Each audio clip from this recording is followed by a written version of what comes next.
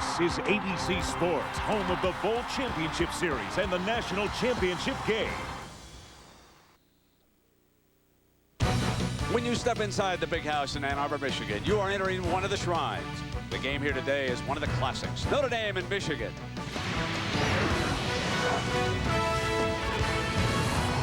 The Fighting Irish of Notre Dame opened their season last week. Jarius Jackson danced past Kansas, but he wasn't perfect. The Irish quarterback threw 3 interceptions and raised Michigan's hopes.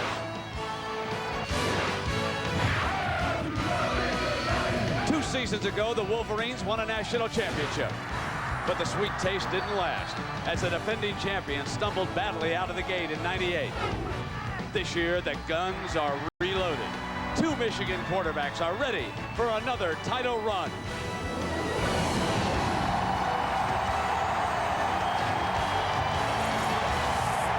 Here come the Wolverines.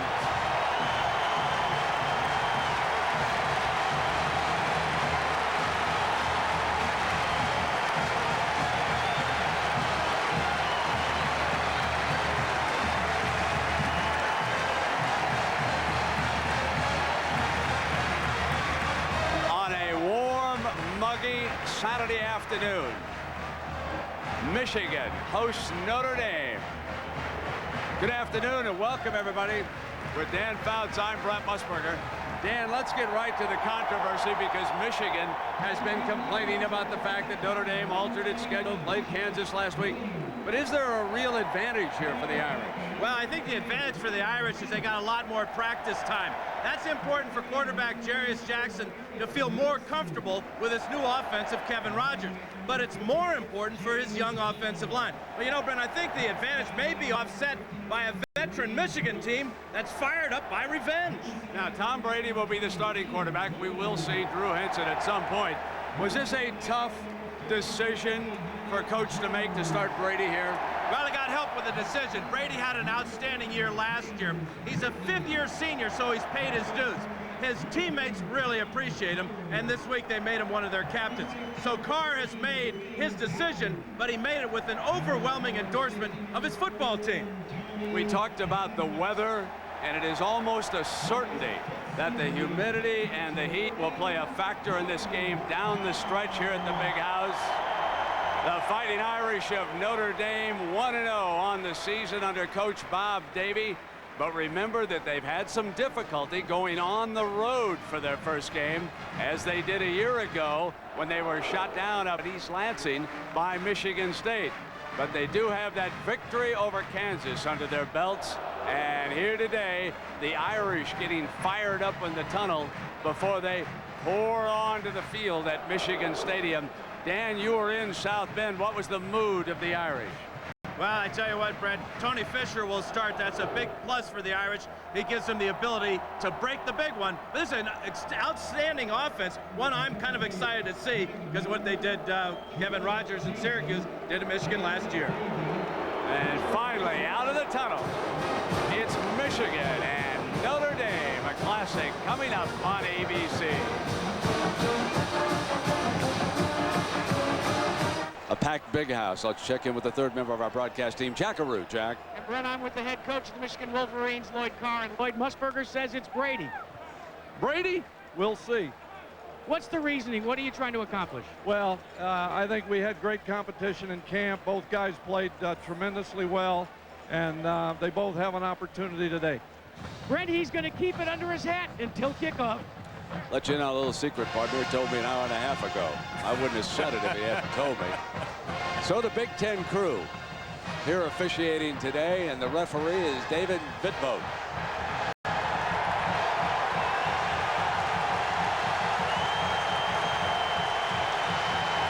Bob Davie's Irish will take the ball in the opening series. Michigan will kick it off. And perhaps a bigger story for Michigan fans is the fact that Hayden Epstein has recovered almost miraculously from knee surgery on his kicking leg. He's number 25. He'll put the ball on the tee. He'll kick it off, and Coach Carr told me he would also handle the long kickoffs here today. Long field goal attempts, I should say. Jeff Delverne will handle the short ones, and Corey Sargent will start out as the Michigan punter. And the reason I stress this is all of you know how important the kicking game has been throughout this series with Joey Getherall and Tony Driver. Driver's number 25, back deep here for the Irish.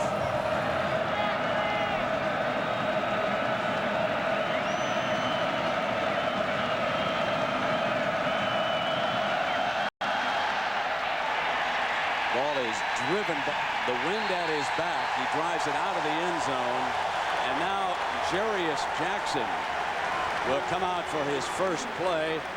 What was your impression, Dan, of the young man in South Bend? You were with him for a time this week. Well, we talked quarterback to quarterback. I told him I'm not impressed with the fact that he threw only 3 interceptions in a ball game. Heck, I've thrown 6 in a ball game. So he knows he has to get over it. He says he's over it. He's anxious to get his hands on this offense and see if he can run it as effectively as Donovan McNabb did last year for Syracuse when Kevin Rogers was his offensive coordinator. Well, they open up with Tony Fisher, the sophomore, the 225-pound runner, set in the eye behind Joey Goodspeed. A play fake on first down, plenty of time, going deep, incomplete.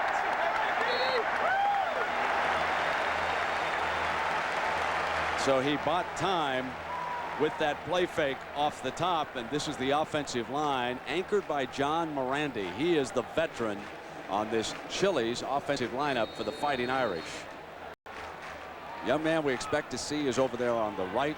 He did not catch a pass. Holloway against Kansas.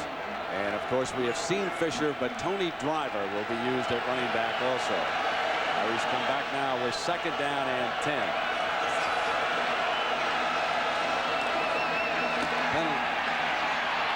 Check that. On the run, they come right back with Fisher. Against this defense by Michigan, I think Dan Fouts told you at the top of the broadcast, veteran group.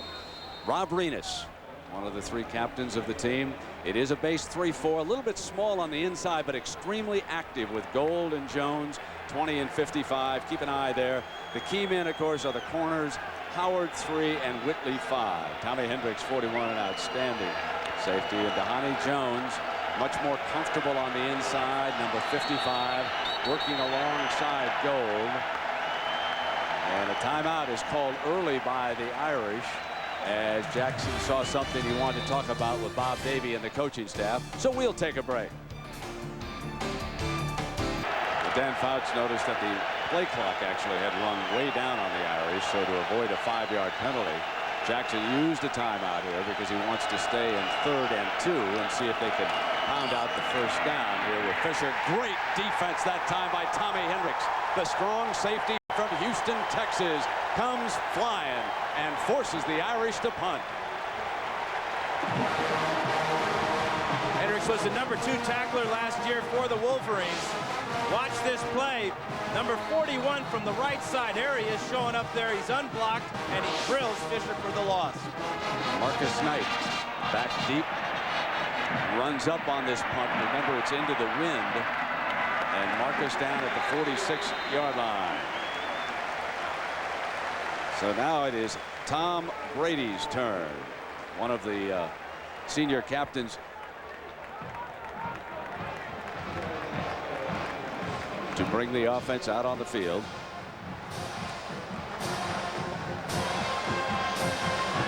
And Brandy's not all that worried about the quarterback controversy. He told us yesterday if he lets that consume his thoughts, he won't perform well. Anthony Thomas, the feature back for the Wolverines.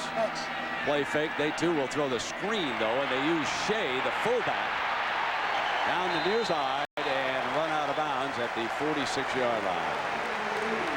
So our Chili's Michigan offensive line looks this way, and it is a good one. Anchored by a young man who figures prominently in the All-American chase this year, Steve Hutchinson out of Florida, number 76, the left guard. But those fellows have played a lot.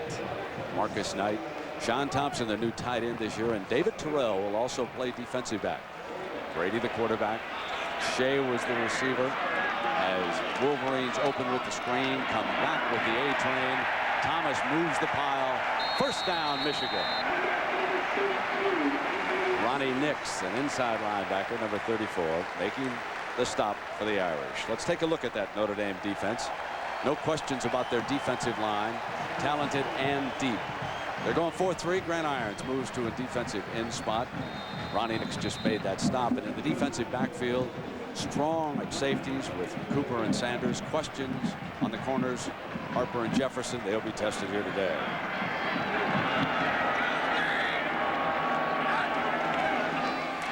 The toss. The A train runs left.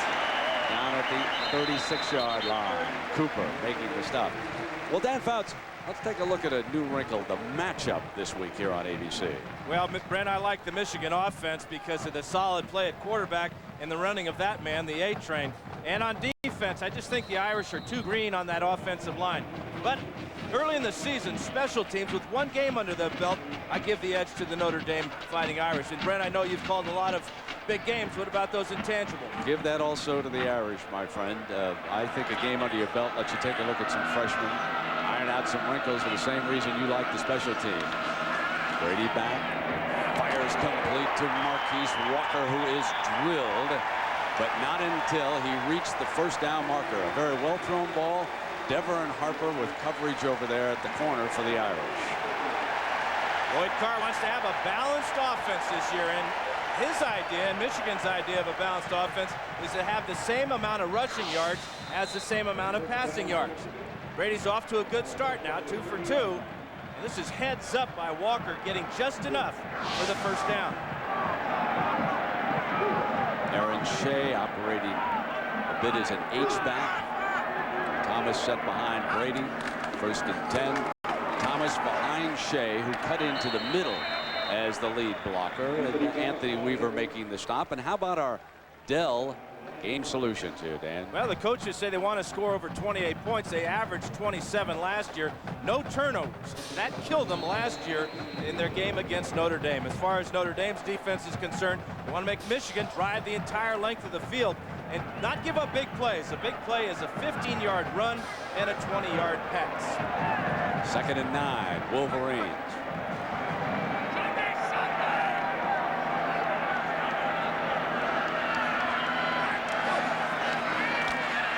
The blitz. Brady trying to pick up somebody, and he throws it over the head of Terrell and out of bounds. The Irish came late from the linebacking spot on the right side to try and get a numbers advantage on the Michigan offensive line that time.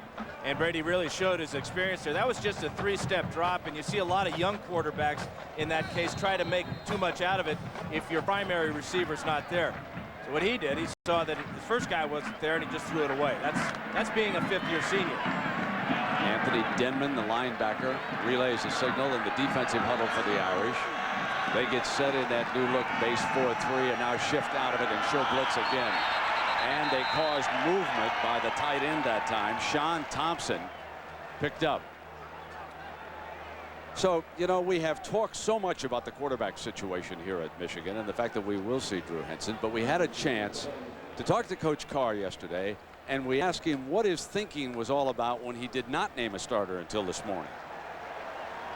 We've never had 2 guys here at the same time that are as close competitively as Tom Brady and Drew Henson. And I wanted to try to settle it either in the spring or in fall training camp. And, you know, I think it may have to be settled on the field with the performance. And score that one for Brady. He put it right on the numbers for David Terrell, the 6'3" sophomore, hitting with a perfect pass inside the 10-yard line. First down, Tom Brady, nice play. Tom told me yesterday he likes to throw this deep in route because it gives him an opportunity to show off his arm. The big body of Terrell shields Clifford Jefferson away from the ball. That is a definite advantage for Michigan today. They have big wide receivers going against small corners for Notre Dame. Anthony Thomas sets up 7 yards deep. Searches daylight, cuts back, and down at the 6-yard line. It'll be 2nd down and goal for the Wolverines. He was really tempted to jump outside with that ball, wasn't he?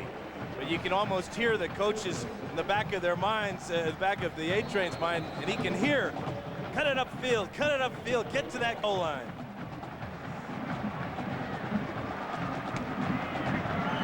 I think I read his lips. He said run it right at him.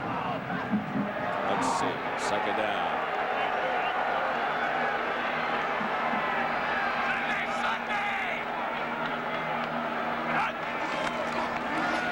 This time, Brady caught by the fullback. Made a nice catch on the ball. Didn't gain anything. In fact, he probably lost a yard over there. But Aaron Shea, a one-time tight end, so it is not surprising to see him used as a receiver here early. But strong safety, Ajani Sanders out of Houston. Well, we got fellows from both these teams out of Houston, Texas, playing here today. And Brent, one of the advantages that Michigan has is they saw last week Notre Dame's corners, both Harper and Jefferson, get beat on fade patterns, and that's one of Brady's favorite throws. Get the ball up in the air and let Marcus Knight or David Terrell run underneath it. Wolverines set up with two tight ends. Here's the A-Train searching outside and nothing doing. Field goal time as Ronnie Nix makes a fine play defensively for the Irish. It may not be field goal time, though, Brent. I don't see any movement on the sideline for Michigan until they're bringing in the big boys, and here comes the field goal team.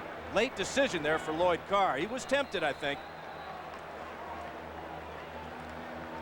So again, coach telling us that Jeff Delverne would handle the short attempts. They would use Epstein only on the long ones and the kickoffs. The holder is the quarterback, Tom Brady. After a first and goal inside the 10. Good defense by the Irish. And the Wolverines strike first. A 21-yard field goal by Jeff Delverne. And Michigan takes a 3-0 lead. But Notre Dame takes heart in the fact that it was first and goal inside the 10, and they did not give up the 7, they gave up the 3.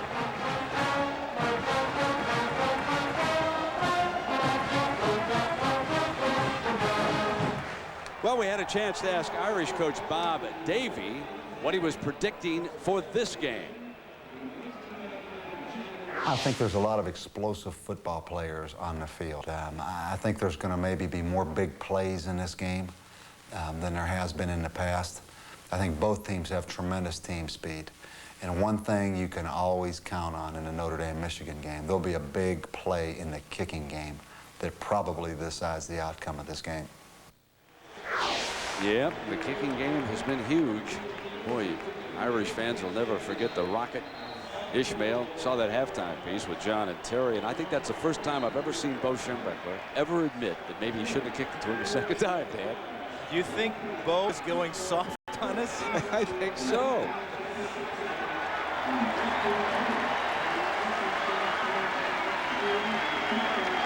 Epstein on the field to kick it off with the Wolverines on the board here first. In case you just joined us, it is a hot afternoon here in Ann Arbor. Probably reaching the high 80s. There is a wind at Hayden's back as he kicks it off. When we were down on the field, it seemed to me like the wind might have a factor here, Dan. Not only the kicking, but perhaps even the passing game. You can relate to that with the wind. Well, that's why Michigan won the toss and elected to kick off. They wanted the wind at their back to start the game. Just add another negative factor for Jarius Jackson facing this defense and the wind. Coming out on the 20, folks. And now our Dell Game solutions here for the other side. Well, the one thing that Notre Dame on offense wants to do is use a lot of different formations with the same personnel. That will create some mismatches. Now, as far as handling the zone blitzes of Michigan, Michigan excels at pressuring the quarterback. They had 37 sacks last year. Now on defense, Michigan knows they've got to contain Jarius Jackson and the option. Against Syracuse and Notre Dame last year, they got caught up with too many blockers, and then when they got off the blocks, they missed too many tackles. So the Irish have already switched back to junior Tony Driver, number 25, set up behind Goodspeed. Goodspeed, the fullback, bounces off a blocker and picks up a yard and about no more as Grady Brooks, one of the outside linebackers out of Dallas, closes in. One of the real good battles will be right here. John Morandi rather, and Rob Renas. Renas wins this battle as he pushes the center right back to the fullback.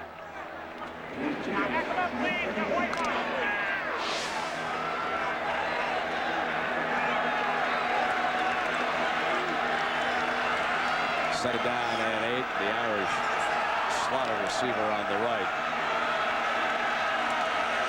Jackson's three-step drop fires back over to the left side, and Jabari Holloway makes his first reception of the '99 season, and it's good for a first down. The fella is so talented as a tight end that they will split him out as they did there, and Jackson put the ball in his hands. This is no surprise to the Michigan defensive coaches. They felt that Holloway was held out of the action against Kansas as a receiver, and that they would see him plenty here today. I think they like the fact that at 6'4", 260, Holloway can operate as a wide receiver against a strong safety.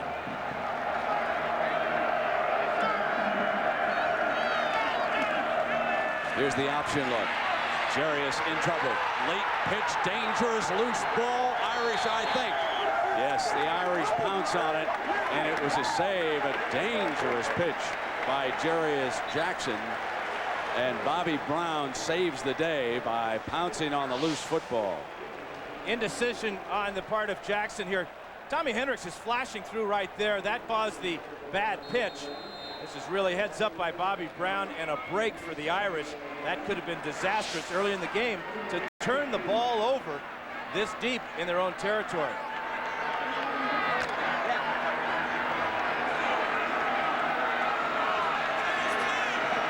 Second down and 15 for the Irish. Jackson sprints to the left. Lobs one to Nelson. A beautiful catch for the first down.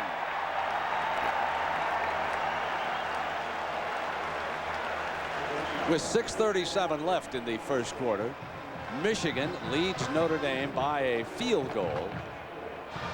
This is the second possession of the game for the Fighting Irish, and that catch by Nelson gets them another first down.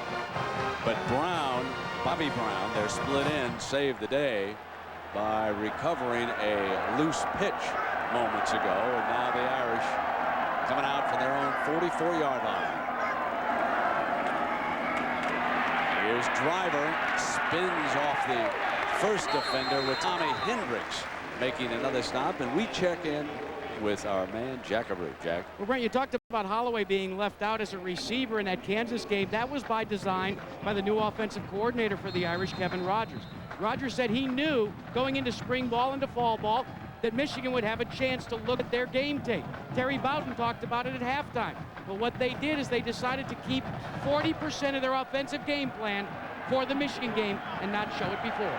Yeah, and Dan, we want to talk about Kevin here right after this snap, because he plays a very big part in this game here today. Second down, shotgun, quarterback down short of the 50-yard line. Let's go back to Kevin, because you and I were in here for game 2 when Kevin was the assistant head coach and offensive coordinator at Syracuse, and he brought Donovan McNabb in here.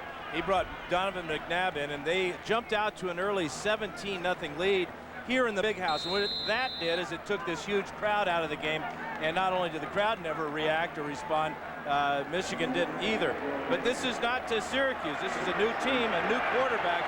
Jarius Jackson is not Donovan McNabb, but is not bad either. Third down and 6.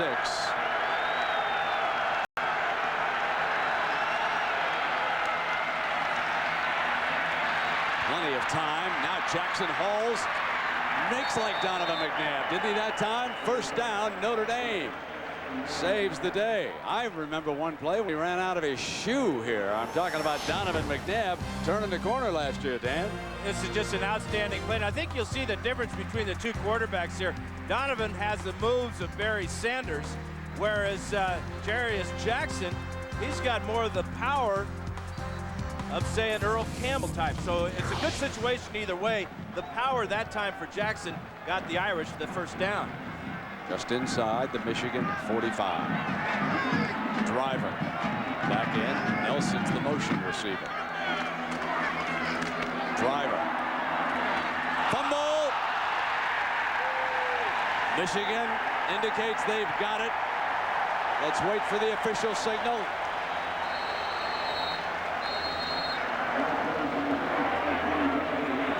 couple of big Irish paws battling to get it back down there on the bottom, but they do not. Michigan.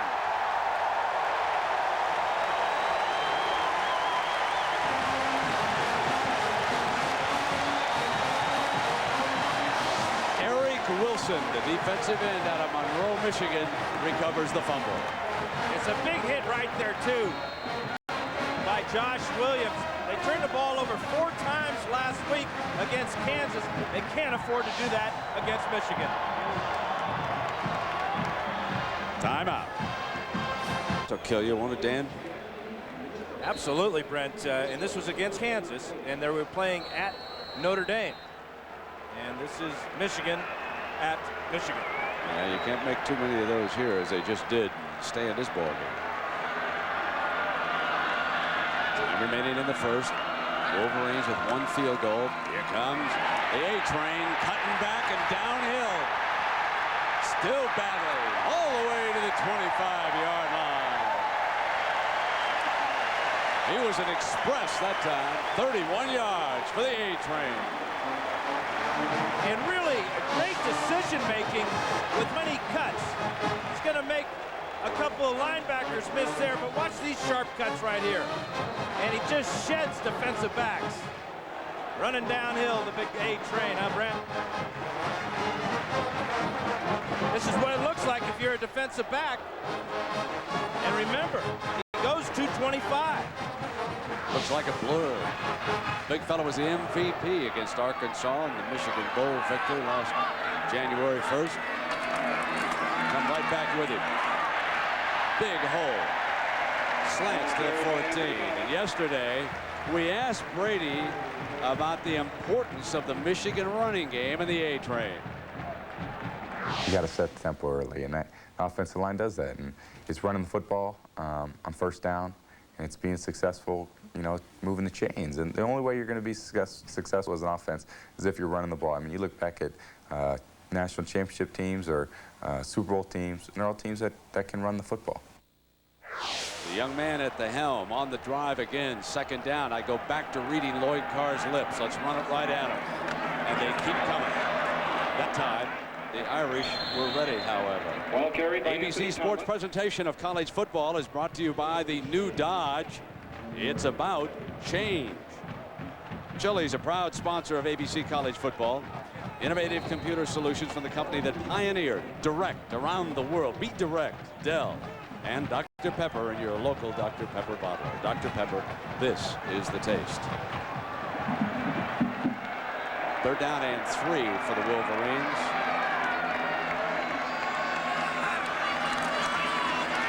Brady.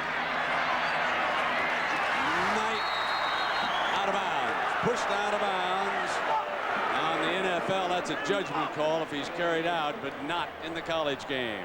4th down and 3. And the Wolverines face another 4th down decision here for Coach Carr. Now let's take a look at the end of the play, and you'll see this is a fine play by Harper. Although I don't think that Knight would have come down inbounds if he had caught the ball without the help of the defensive back.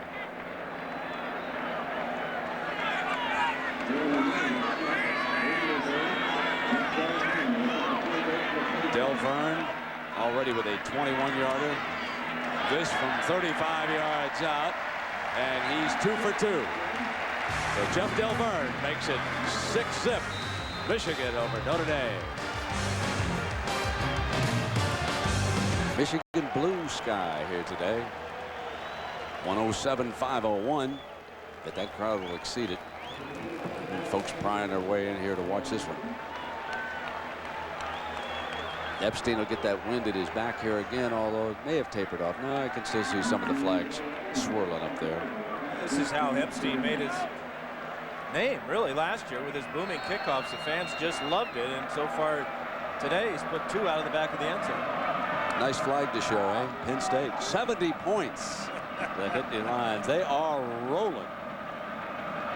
Can't believe Joe Paul would put 70 on anybody. So he's 3 for 3. You're exactly right. Oh, how coaches love to see a leg like that. Young man underwent knee surgery. Let's remind you that today's beautiful overhead shots, courtesy of the Goodyear blimp, Stars and Stripes, based down in Pompano Beach, Florida. At the controls, our captain's Larry Chambers. He's out of Lighthouse Point, Florida. You know, Brent, don't you think that Bo Schembechler is looking at Epstein and saying, if I only had him to kick off to the right.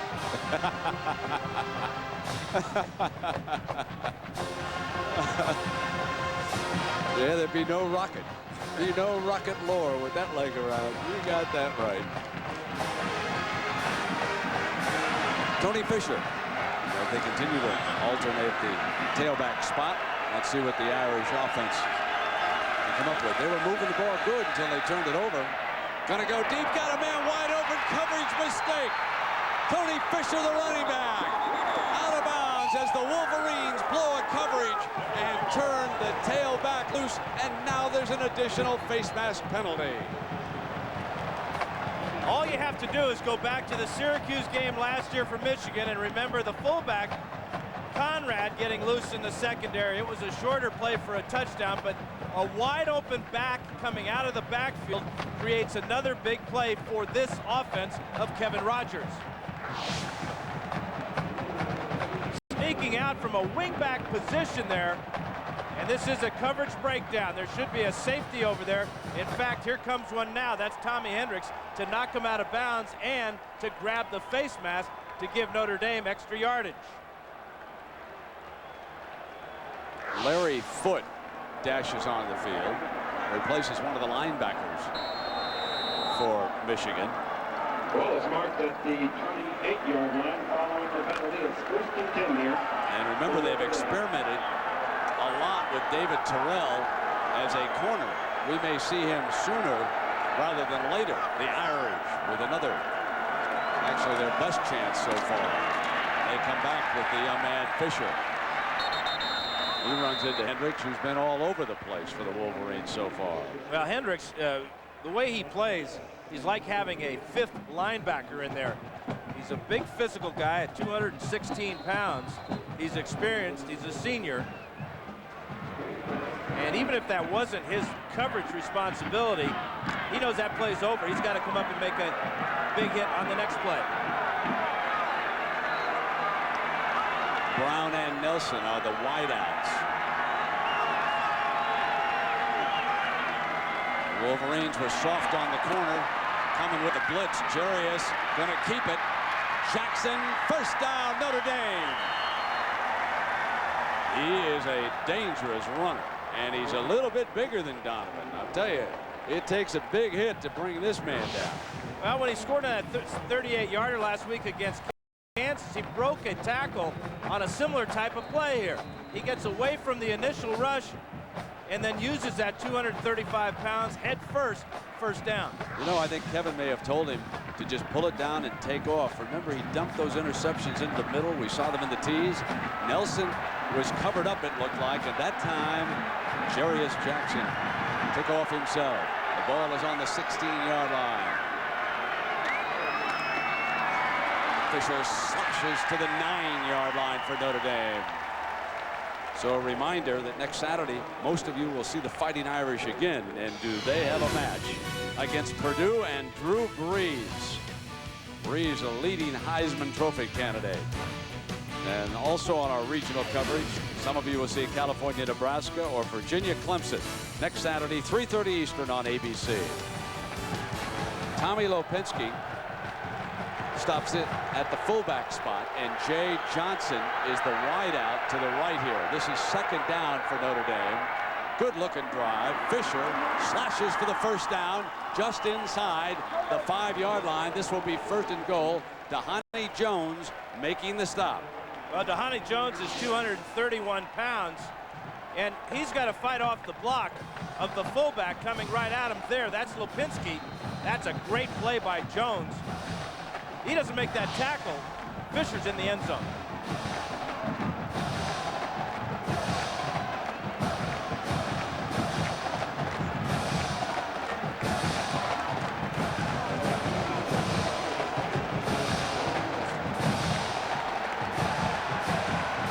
So the time runs out on the first quarter Bob Davies Irish, though, will be looking good when we start the second. We'll be back after this message and a word from our ABC stations.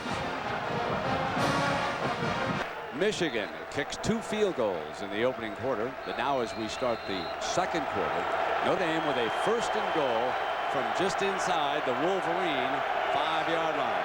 So they load up with that full house look. Lopinski, good-looking youngster, is in at that fullback spot, and he dove to about the 3-yard line, where it will be 2nd down and goal for Notre Dame. You certainly get the feeling that Notre Dame is not too worried about their bad start in the first quarter, because Michigan only turned it into a 6-point lead. And as an offense, you know that 6 points is just one big play or two. We've seen the big play, the 47-yard pass to Fisher down the sidelines. And it's offensive Kevin Rogers. He got exactly what he wanted. He got a running back on a linebacker, and that's a great mismatch. Victor Hobson, a freshman linebacker, checks in for Michigan. This is 2nd and goal. Jackson keeps it on the option, late pitch out of bounds. So it is 3rd and goal. Boy, Jarius is dangerous on that late pitch a couple of times here today, Dan. All you have to do is look at all those helmets, those beautiful Michigan helmets, getting around that ball. They stopped the fullback part of it. They forced Jarius to pitch, and because they're on the short side of the field, There is no penalty. because they're on the short side of the field, there was no room for the last option of the triple option.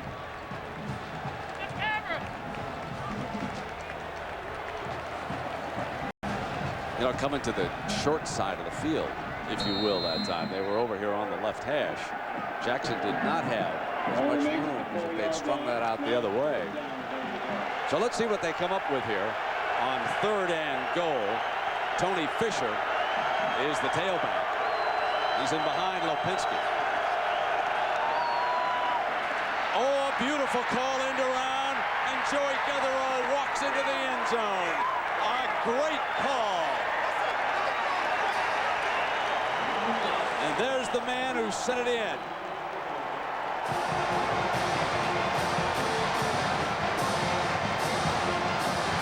Great use of your personnel. Joey Devereaux is one of the fastest men on the Irish team. But I think that maybe Bob Davie could have walked this one in. You talk about fooling 11 Wolverines. The option, the threat of Jarius Jackson going right to the wide side was just too much. Easy score for Notre Dame. Jimmy Sanson on for the extra point. Pounds it through, and Notre Dame leads for the first time today. And the reason why they were able to move down the field is this 47-yard mistake. A beautifully conceived play. A linebacker on the running back. The linebacker turns him loose, and Brooks is no match. 47 yards later, the Irish threaten, and they wind up with their first touchdown. Timeout. An 80-yard scoring drive for the Irish. Sanson pounds the kickoff deep. Walter Cross, and with the wind now at Sanson's back, the Wolverines will take it coming out, and Drew Henson, as we expect, will be coming in as the Michigan quarterback. His first series of 99. The Wonderkin, you know the story, many of you.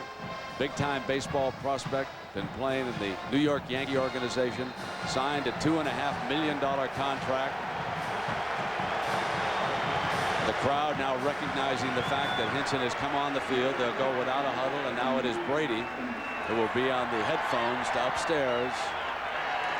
And Henson into the wind, fires first play of the game, and it very close to a first down at the 30-yard line. We'll see. And let's quickly go to New York now for an update, and here's John Saunders. It was first down, John. Brent, thanks a lot. Back to you in a moment. But first, your Burger King Win Your Way update. Wisconsin and Murray State. Ron Dane, 15 yards in one of his 3 touchdowns today, 135 yards.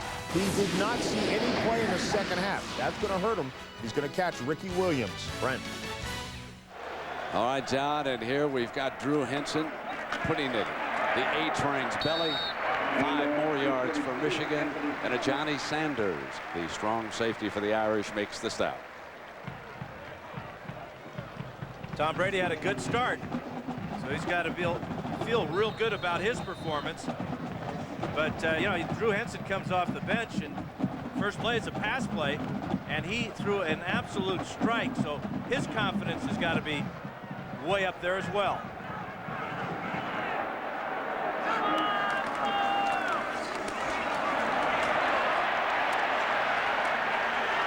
Down at the 36-yard line, the A train, Clifford Jefferson makes the stop, and we had a chance to chat with Drew Henson yesterday and ask him, how important is college football in your life? Here's what he said. My biggest goal since I've been younger was to be a college quarterback.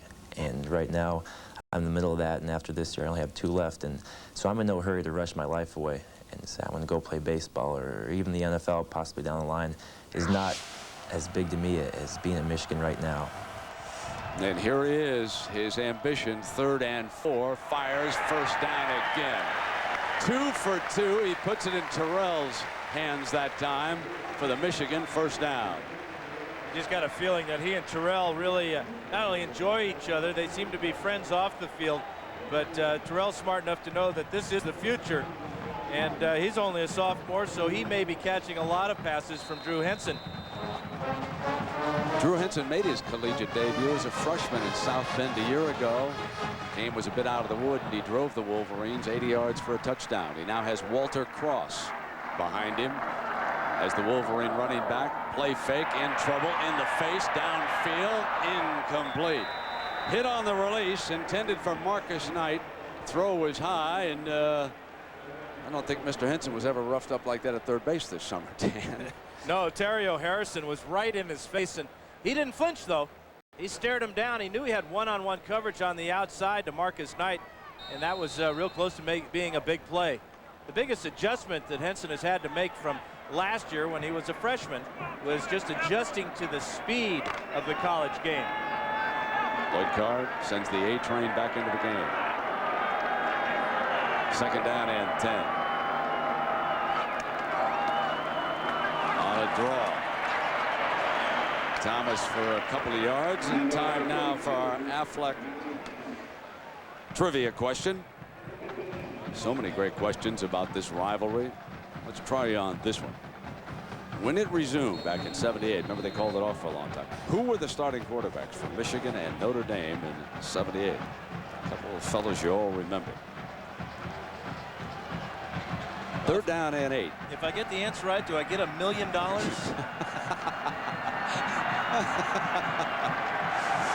of the all-time Irish fans, Regis Philbin's down there. You can ask him. He'll have that answer for you. 3rd down. Henson pulling out, and they stopped the play. There was a whistle.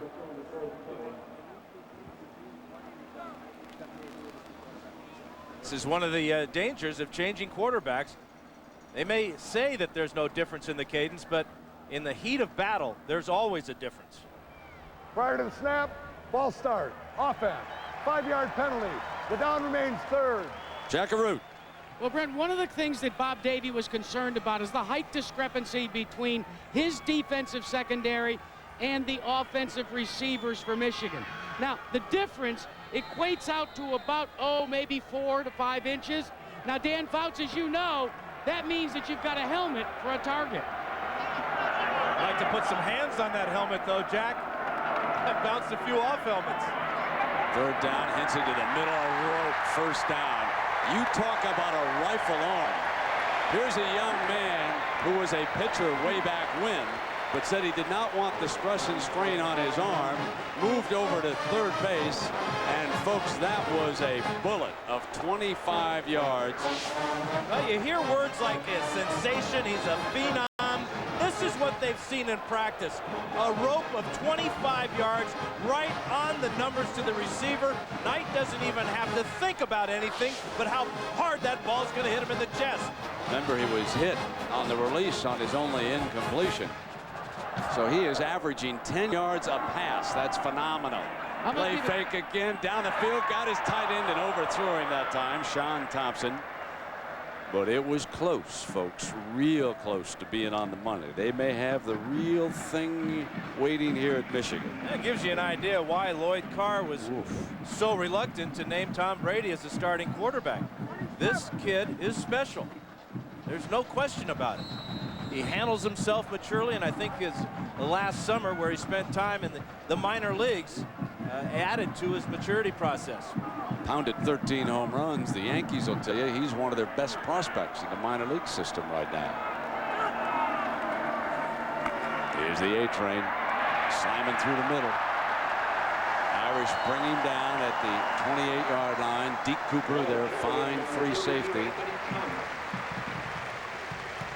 10:25 remaining here in the first half with Dan Fouts. I'm Brent Musburger. Michigan kicked 2 first quarter field goals and gave up a touchdown early in the second, trailing by a point. Drew Henson quarterbacking the Wolverines here in the second quarter, and he has them on the move. This is a 3rd and 1 play coming up. The other thing about Henson is he is a mobile quarterback. Handed it off that time, and why not? The A train didn't stop till he reached the 25-yard line, and another first down, Wolverines.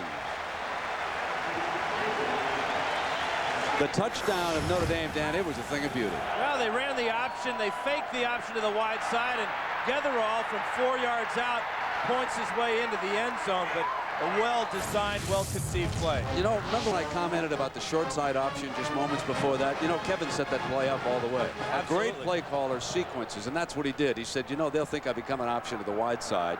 And, of course, they flew so hard to the ball that time, Getherall walked on in. Play fake now, Henson. Here's the mobility on the move. Fires incomplete. Wisely threw that ball away that time, too. There was nothing going, and he was on the move. Yeah, you talk about the triple option. Well, maybe Notre Dame has a quad option now where they can use a speedster like Getherall on the reverse. There's the current drive under Henson. This is his opening drive here in the second quarter. And Lloyd Carr says he'll make his decision based on how they play in the game. You cannot fault Brady. But Henson has shown us a rifle arm. And remember, he's going into the wind right now. Here is Anthony. Pounds to the 21-yard line. Ball carried by Anthony Thomas. Steve Hutchinson, one of the tri-captains, is the left guard for Michigan. And he told us yesterday every offensive line should be lucky enough to have a running back like Anthony Thomas, because he will take the smallest hole that the offensive line provides and he'll make something out of it. Got great power, and he really lowers his shoulders and his head and drives for that extra yard or two. Michigan not as deep at that tailback spot as they have been, but they could be awfully good with the A train there. 3rd down. Henson pulls it down. Short. Well short of the first down. Well defended that time by the Irish. Knight was trying to work his way free in the middle of the field, and they simply would not give up. Carlos Pierre-Antoine out of Everett, Washington. Dennis Erickson's hometown. He made the stop. Remember, the defensive coordinator for the Irish, Greg Madison, is in his 3rd year at Notre Dame, spent 5 years here at Michigan. He knows what this rivalry is all about from both sides. So Jeff Delverne attempting to regain the lead for Michigan. 37-yard attempt. Tom Brady, the holder.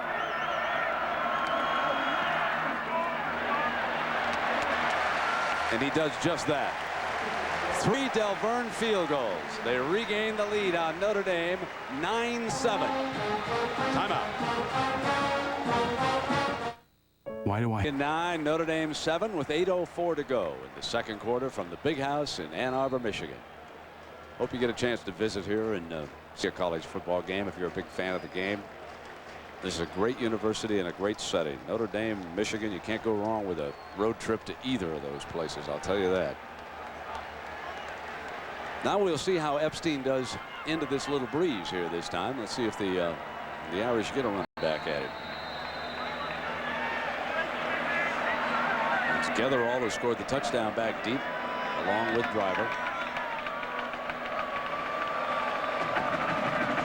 And some great games in this rivalry, huh? talked about the Rocket. Oh, what a leg. What a leg. Underwent surgery and still strong.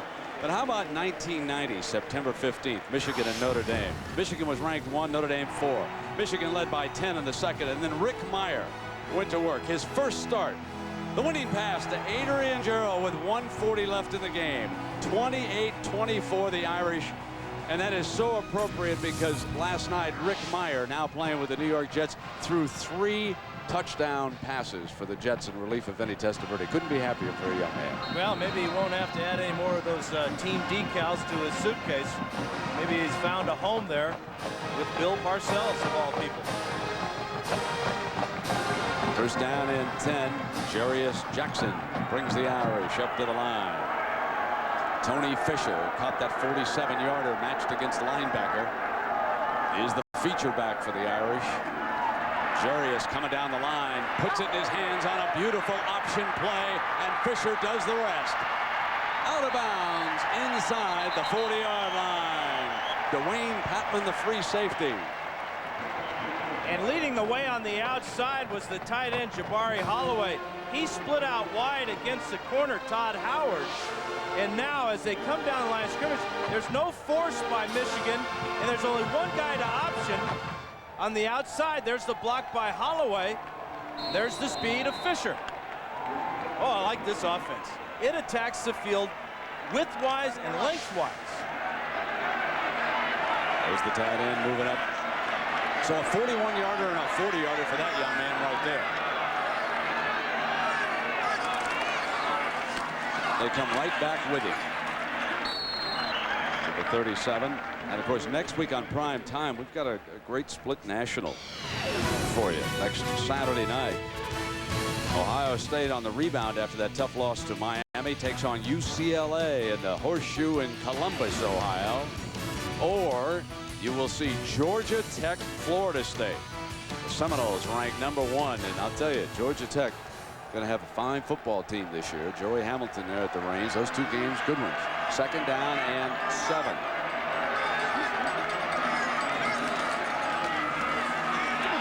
Option look, and Jackson wrestled down at the 40-yard line. Foot and haul. That's called making a defensive adjustment. Notre Dame came out with basically the same formation with Holloway split out wide, but watch the adjustment that Jim Herman makes with this call. He's got somebody to take the pitch man, and there's a couple of defensive backs outside that will close in on Jackson.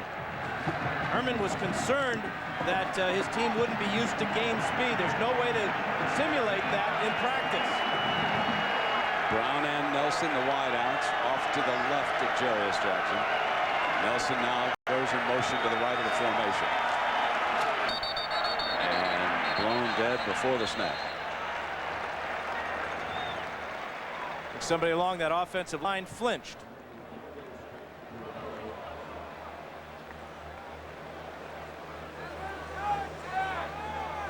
Michigan man did jump first, and that's why we're having this discussion.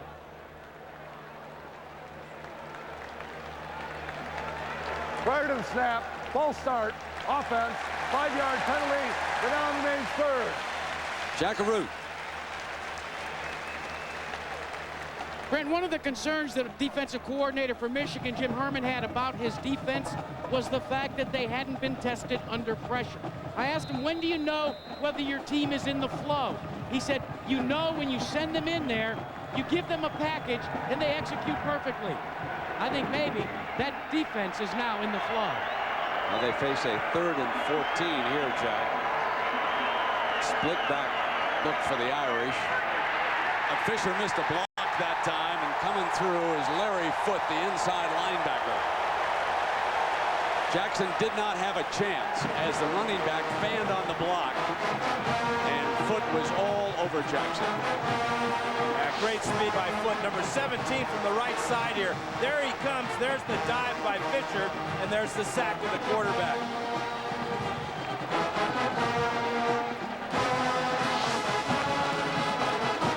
To the Irish to punt it away. Joey Hildbold. The wind at his back, and Marcus Knight back deep.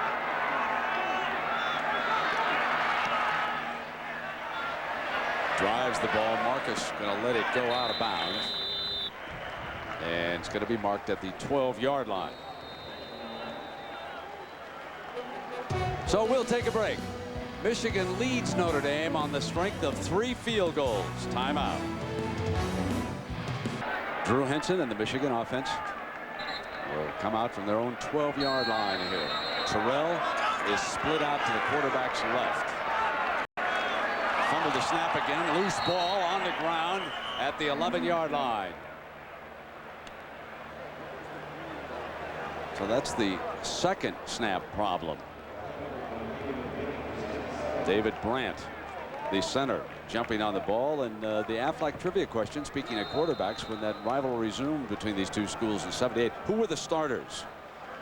Remember these two names, Joe Montana at Notre Dame, Rick Leach at Michigan. But how about this? It was Leach who came from behind that day and won 28-14.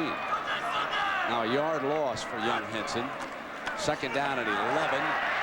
In trouble, and down he goes at the 5-yard line, hit by Lamont Bryant, the senior defensive end. The Irish very talented in that defensive line, and there was penetration that time.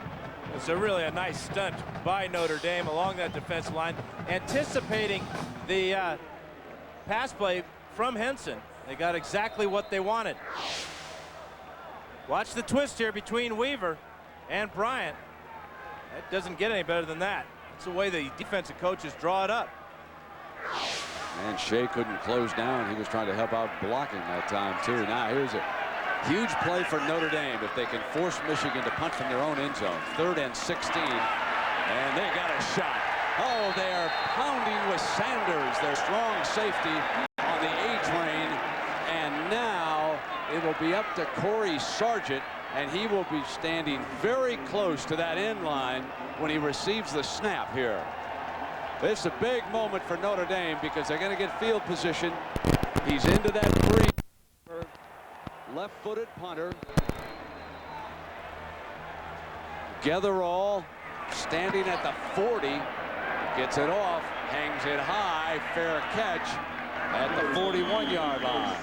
An ABC Sports presentation of college football brought to you by the new Impala by Chevrolet. Let's go for a drive.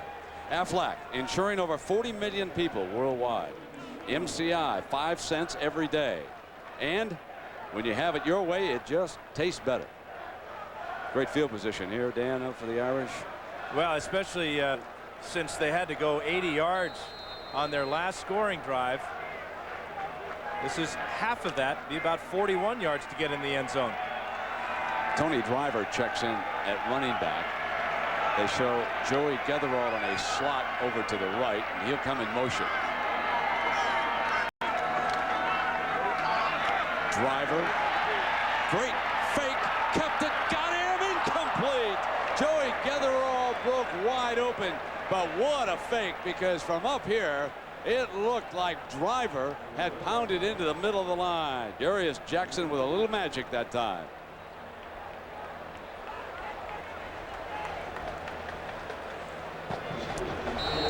Good job by the secondary, recognizing that Getherall was going to be the receiver.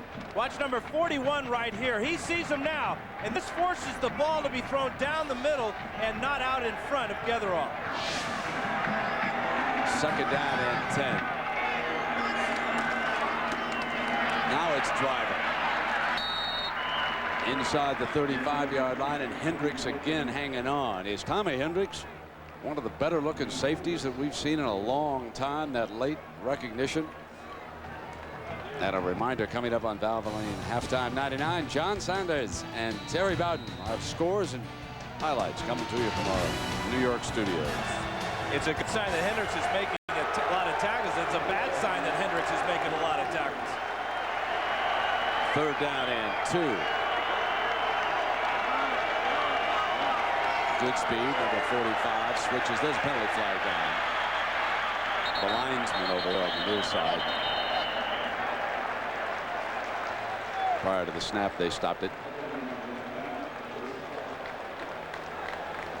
Jackson made an audible there, shifted it good speed to his right side and ran the option there. Held his down lineman too long in the same position. prior to the snap. False start. Offense. 5-yard penalty. The down remains 3rd.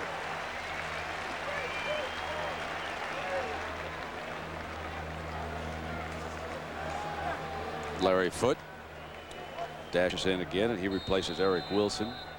Gives him a little bit more mobility on the defensive side of the ball. Javen Hunter is split in now. Replaces Bobby Brown for the Irish. He and Nelson are the wideouts.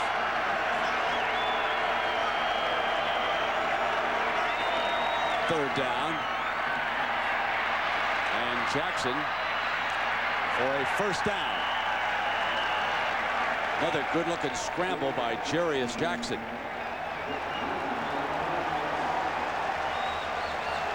He definitely feels more comfortable pulling it down than looking for a second or third receiver. And why not? His strength really is in his running ability. Watch as he comes back here. The pass protection is excellent. He's got time to find somebody, but he also sees that big hole over the middle. And look at the shot he takes from Josh Williams. Didn't even phase him. Now they send Holloway, the tight end, wide to the left. Come back with the fullback, and Goodspeed pounds to the 26 with Eric Wilson bringing him down for the Wolverines.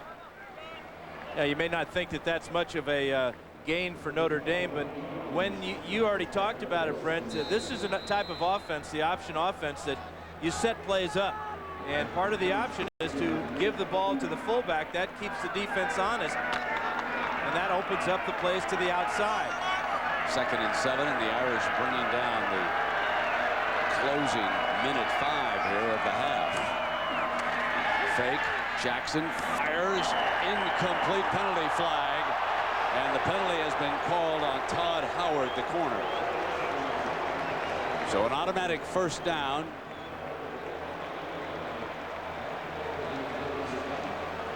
Final minute remaining here in the half, and this is a costly penalty.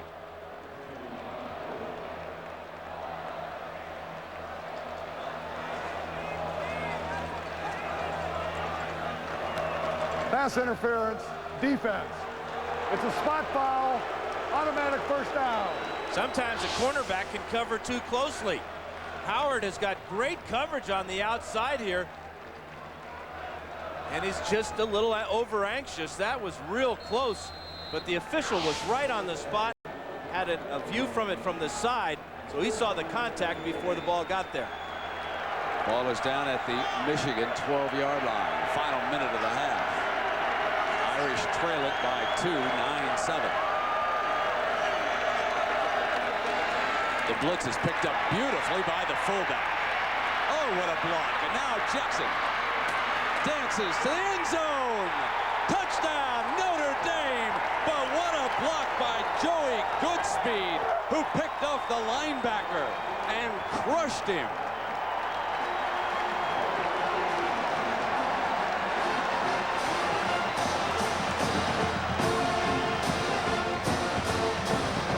In a row now, Jarius Jackson has turned a disaster into a touchdown.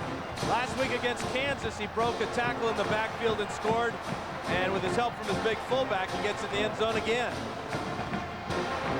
Jimmy Sampson on for the extra point.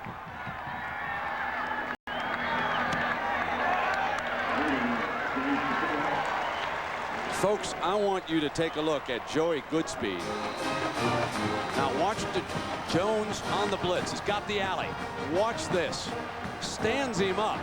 Now he holds the block, and Jarius cuts back. Jones has no chance. And Jackson simply does the rest. Notre Dame 14, Michigan 9, timeout. In the first half, the Irish have scored because of this great block by Joey Goodspeed on Dhani Jones, who's coming on the blitz. You can't ask for more from your fullback than this. Watch him stay with Jones, and watch where Jackson cuts and finds room to get into the end zone. And then watch this beautiful effort by Jackson, knowing the goal line is nearby.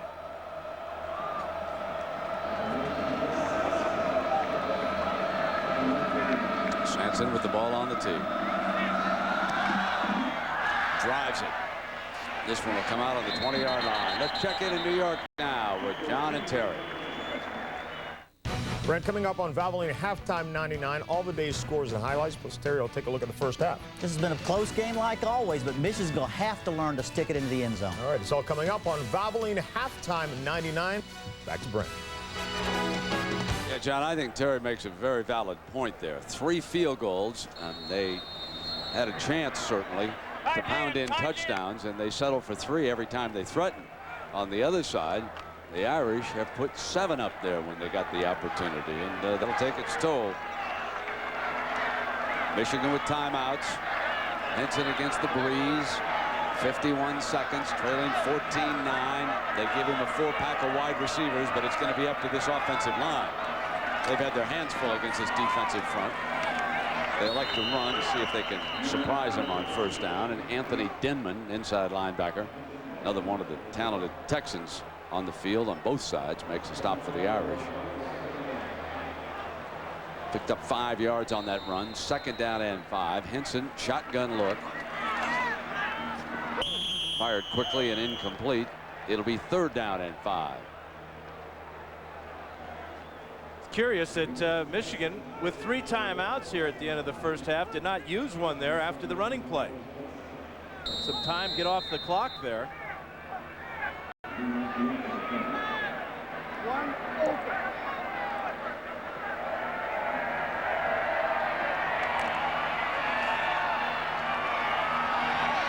Ron Israel in at safety for the Irish. He and Deke Cooper both playing 2 deep and deeper. Over the middle, incomplete. Overthrew Marcus Knight that time, and it was not a well-thrown ball. Now, if ever there was a time for a team to come after a punter, I would expect Notre Dame to go all out and try to block this punt. How many punts have we seen already in the college football year that have been just crucial? Sargent hangs a beauty. Getherall back to the 21-yard line and down at the 26-yard line.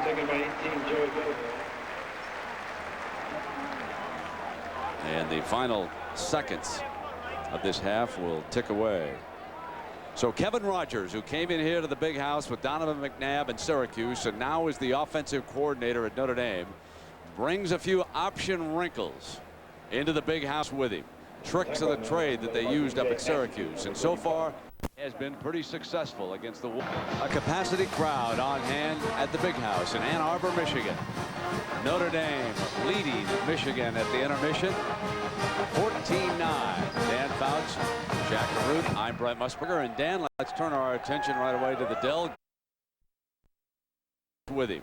Tricks of the trade that they used up at Syracuse, and so far has been pretty successful against the a capacity crowd on hand at the big house in Ann Arbor, Michigan.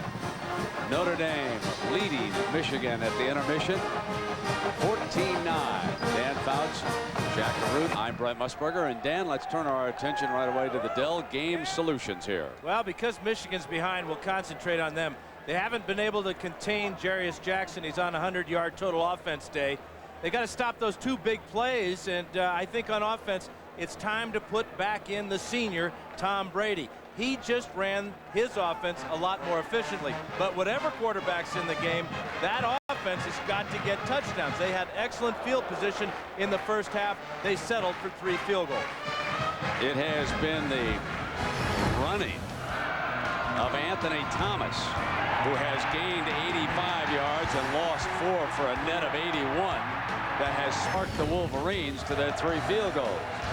And Jarius Jackson, the Irish quarterback, has netted 25, but he's gained 41 before he lost 16. Remember, those sack totals count against quarterbacks in the rushing, so that is somewhat misleading because Jackson's running has been pivotal in this game.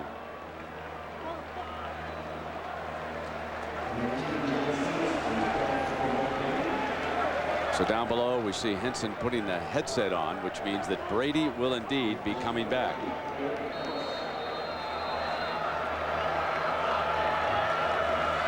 And you can just imagine what goes on in these 2 fine young players' minds lines as they substitute back and forth. This will be coming out. And we had a chance to ask Brady, what's your attitude about this quarterback situation at Michigan? I mean, everyone looks at it as a controversy. I look at it as we got a very deep quarterback position. You know, it's if you got two championship caliber quarterbacks, you're in a much better position than some of these other teams that we'll be facing. So, you know, when Drew's in there, I'm going to be rooting for him, and when I'm in there, I'm sure he's going to be rooting for me.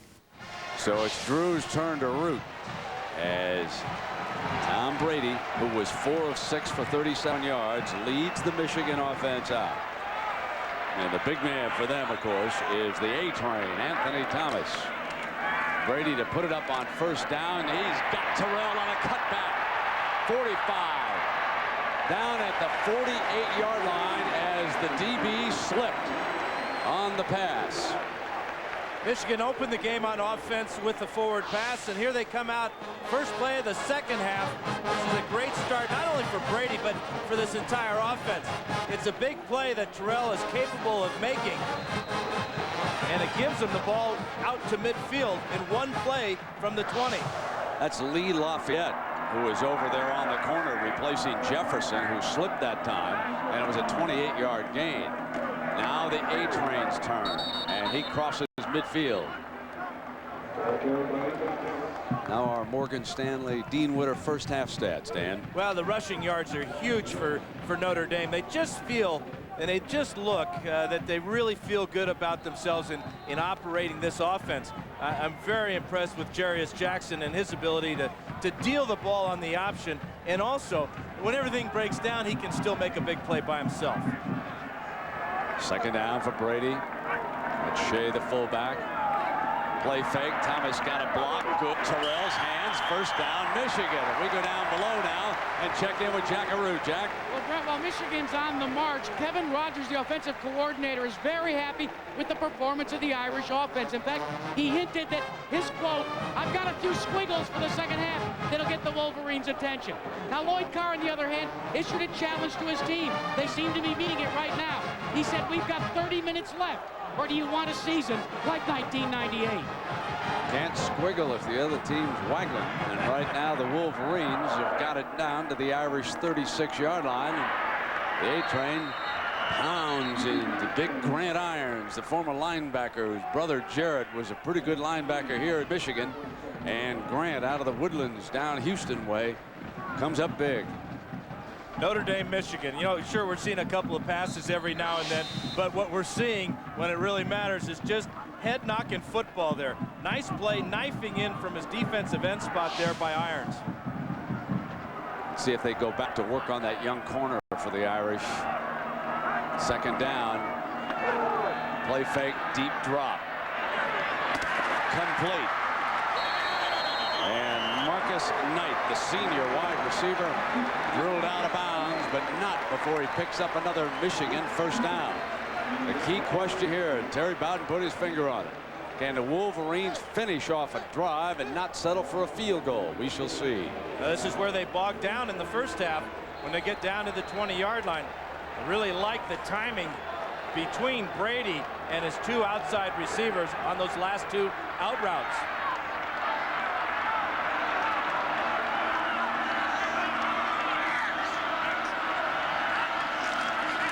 Short drop, firing again, got Terrell inside the 15-yard line. Pick up about 7 yards that time, and Lee Lafayette is a young man who's going to see some work today. He's only 5'9", folks, and he's over there on the corner, and watch the taller man go up.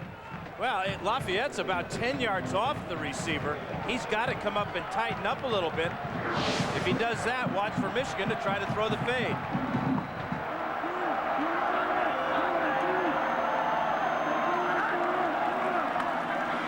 Come back now with the A-train. And the safety, Sanders, hanging on as he pounds close to another Michigan first down.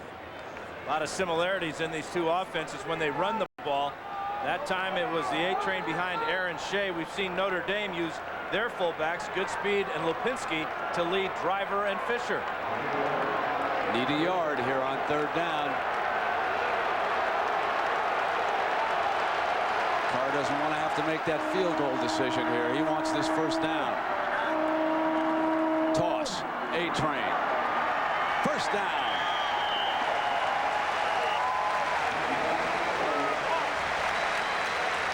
Brent, they've now converted 5 of 10 third down situations, none bigger than this one.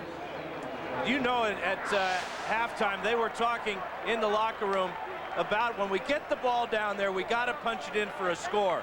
Well, this is the first step, converting on 3rd and short. Senior co-captain Tom Brady brings the Wolverines up to the line just inside the 10.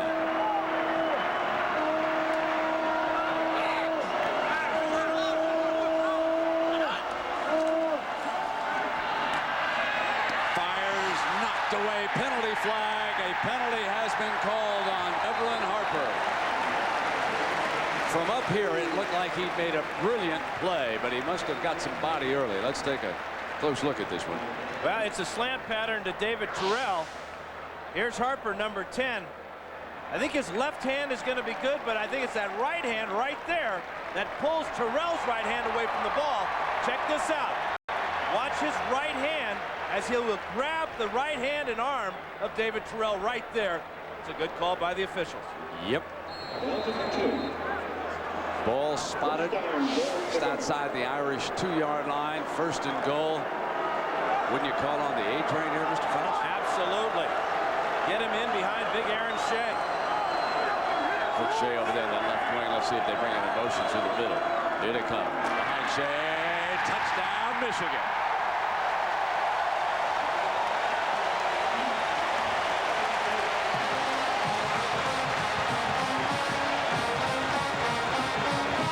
So after 3 field goals, the Wolverines finally pounded in, and Tom Brady probably has set the quarterback the rest of this game the way they looked here, huh? It was a perfect 4 for 4 on the drive, and the offense just ran more smoothly with him under center. Jeff Delverne nailed down the 3 field goals in the first half. Adds the extra point.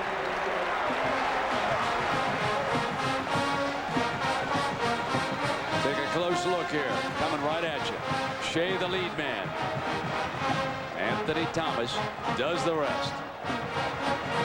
And the Wolverines regain the lead, 16-14. Timeout. Gains the lead, driving 80 yards, and on that drive, Brady passed for 63 of them. Together all a yard in, going to bring it on out for the Irish. Gets an alley, 25. Forced out of bounds at the 41-yard line. Dwayne Patman may have saved the touchdown, and here comes Jarius Jackson and his new offensive coordinator, Kevin Rogers, and he are clicking today. And Dan asked Jarius, what did Donovan McNabb tell you about Coach Rogers' offensive system at Syracuse?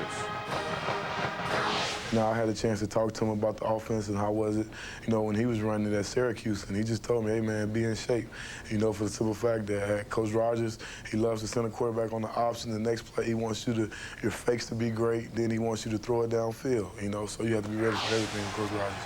Donovan told him, right, be in shape. Jarius has done a little bit of everything here today. Hands it off this time to Fisher. Makes his way to the 43-yard line, and Ian Gold, number 20, one of the inside linebackers, making the stop for the Wolverines. Jackson has been busy. Got 9 rushes, thrown the ball 5 times, but the way he's handled himself and the way that he's bounced back from those interceptions, the big thing on those interceptions is we've seen the first half is if he doesn't like what he sees down the field, he's going to run with it. Here's 2nd and 7 for the Irish. Fisher outside, Hendricks in pursuit. Fumble! Michigan pounces on it. Tommy Hendricks is a little bit of everywhere that time. And Josh Williams pounces on the loose football. But how about the job that Hendricks is doing from that safety spot today?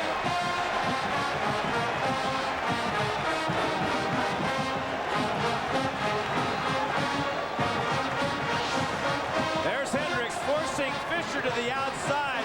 And there's his buddies knocking the ball loose. Looked like Ian Gold, number 20 there, and there's Williams with the recovery, and the Wolverines are in Irish territory. Tom Brady from the Notre Dame 42-yard line. Play fake. Gonna go deep. Knight. First down inside the 25-yard line.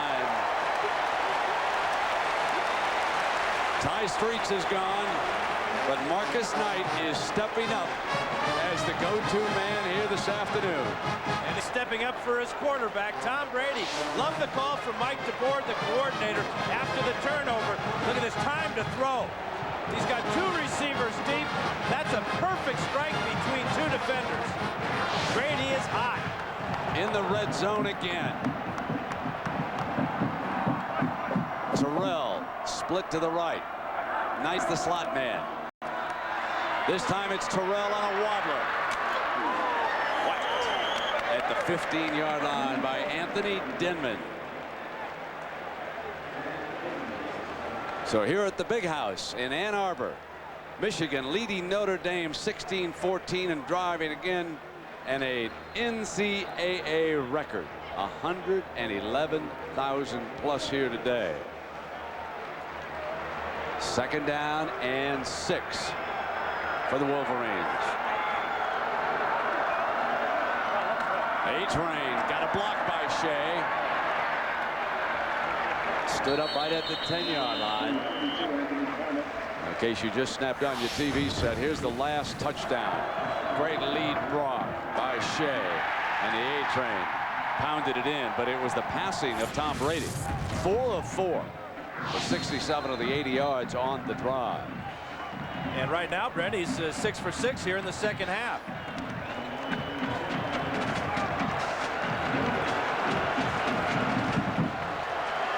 Clifford Jefferson has returned at that right corner spot for the Irish. He'll take Terrell. Brady looks in that direction, goes over the top, Knight in the air and out.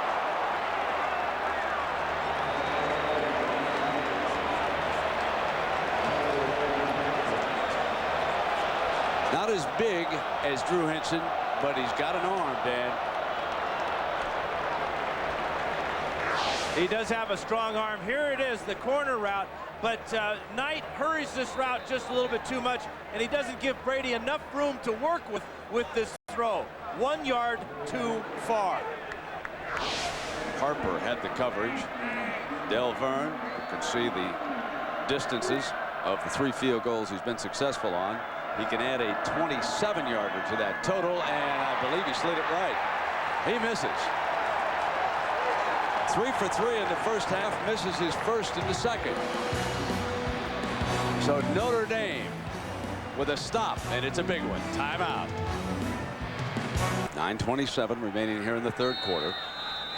Notre Dame with possession coming out their own 20-yard line, trailing by 2 points here after the missed Michigan field goal. Driver and Lopinski now in the Irish backfield. Jackson changes it up at the line. Lopinski. And they were wrestling to get the ball away from the big fellow. Jackaroo. Brent, it is hot down here. We've talked about it, but look at the top of the Michigan Stadium there. That 3 tiers where you sit, well, it creates a giant shadow where the Michigan Wolverines stand on the sidelines. It is a good 15 degrees cooler there than where Notre Dame is, right out in the blazing sun. When we get down to the waning moments of the third quarter and in the fourth quarter, when fatigue comes into play, that 15 degrees could all come into play as well. Sounds like the home field advantage to me, partner. Second down. Jackson checks the wristband where he has the plays. He's back in the shotgun. Plenty of time. Nice pitch together, all reached up right at that first down marker. So Jarius Jackson, a snapshot look at the Irish quarterback. 6'1", 235 from Tupelo, Mississippi. He's the only captain of the team this year, and he has cut down those interceptions here today, Dan, and that has been huge. And not only did he throw 3 interceptions last week, he made 2 tackles. And when you throw interceptions, you got to make tackles. And he went and made the tackle. He's a big, tough fella. he delivers something when he makes those tackles, too. Better believe it. He delivered something going in on that touchdown, too. First down and 10. Before the snap. Little illegal movement. And you know what? We've got a time. Let's go back. Dan mentioned what he did. Take a look at Jackson as a defensive player. Well, he throws this one to a defensive lineman, so that's really, really embarrassing. But he sticks his head right in there and brings down that big guy. Now this is a linebacker he's going to have to bring down. And watch the determination. He tries to rip the ball loose, but he makes sure that the guy doesn't get away. Now tell me the truth. Whenever you fired one in the NFL, did you go down and make the stop like that now, Dan? In the NFL, the first thing that happens after you throw an interception is all those defensive linemen start looking you up. And I'm like a gopher. I look for a hole in the grass and bury myself. Believe me, I threw a lot of interceptions, too. I wasn't going to bring that up, man. First down and 15. Draw play. It looked like all the way, but he just didn't make it look good enough, did he, from here? Anyway, James Hall out of New Orleans. Linebacker making the stop for the Wolverines. You know what Jackson did on that play? He called an audible when he was running with the ball because Lipinski was coming over, and he wanted, it was a design draw play, but I don't think Jackson wanted to give it to his big fullback. He held on to it and told Lipinski, hey, just get in front of me and block. He heard us talking about those turnovers, and he said, let's not risk another one right here. Second down and 14. Driver is slotted as a wide receiver. He's got a linebacker. There's a call by Hendricks. He audibles in the defense. Jackson in trouble. Fumble. Ball loose on the 8. And I'll tell you, Holloway went after it. Did they call him down before he coughed it up? No, they didn't, Brent. They threw the beanbag in there to mark that it was a fumble. That was really outstanding hustle by Holloway to get on that ball, and he really took a shot. Good pressure by Michigan. Watch Larry Foote here, Dan. Yeah, there was a lot of indecision by Jackson here. Watch him in the pocket here. The pressure by Foote, and then the hit in the blind side. There goes the beanbag by the official. That lets you know that it isn't a fumble. He was right on top of that one, wasn't he? Here's third down and 27, and the Wolverines are storming defensively all of a sudden. It'll be tough to hear down there. High snap. Jackson pulls it down. Danson down at the 2-yard line. It was Hall and Linus, the nose man from Holland, Michigan, one of the 3 captains in on that stop. Now, if Notre Dame can't operate the option type of offense that they want to, and they're forced to throw, they're just not that good yet. High snap by Morandi. That throws off Jackson's timing, and now there's just swarming, penetrating defense by the Wolverines. Came after the punt that time. Great Notre Dame bounce. Fielded on the hop at the 45-yard line by Knight. And it'll be first down at the 40. But it was the pressure defense, as the Wolverines now have a half game under their belt, and they're playing with just a little more certainty on defense. Timeout. View of the big house being offered up by the Goodyear blimp, Stars and Stripes. Overhead coverage is a continuing tradition for Goodyear. Began back in 1960 at the Orange Bowl. Impressive view of this grand old stadium, and the Wolverines with the lead and the ball back at the Irish 40-yard line. Here comes the A-train,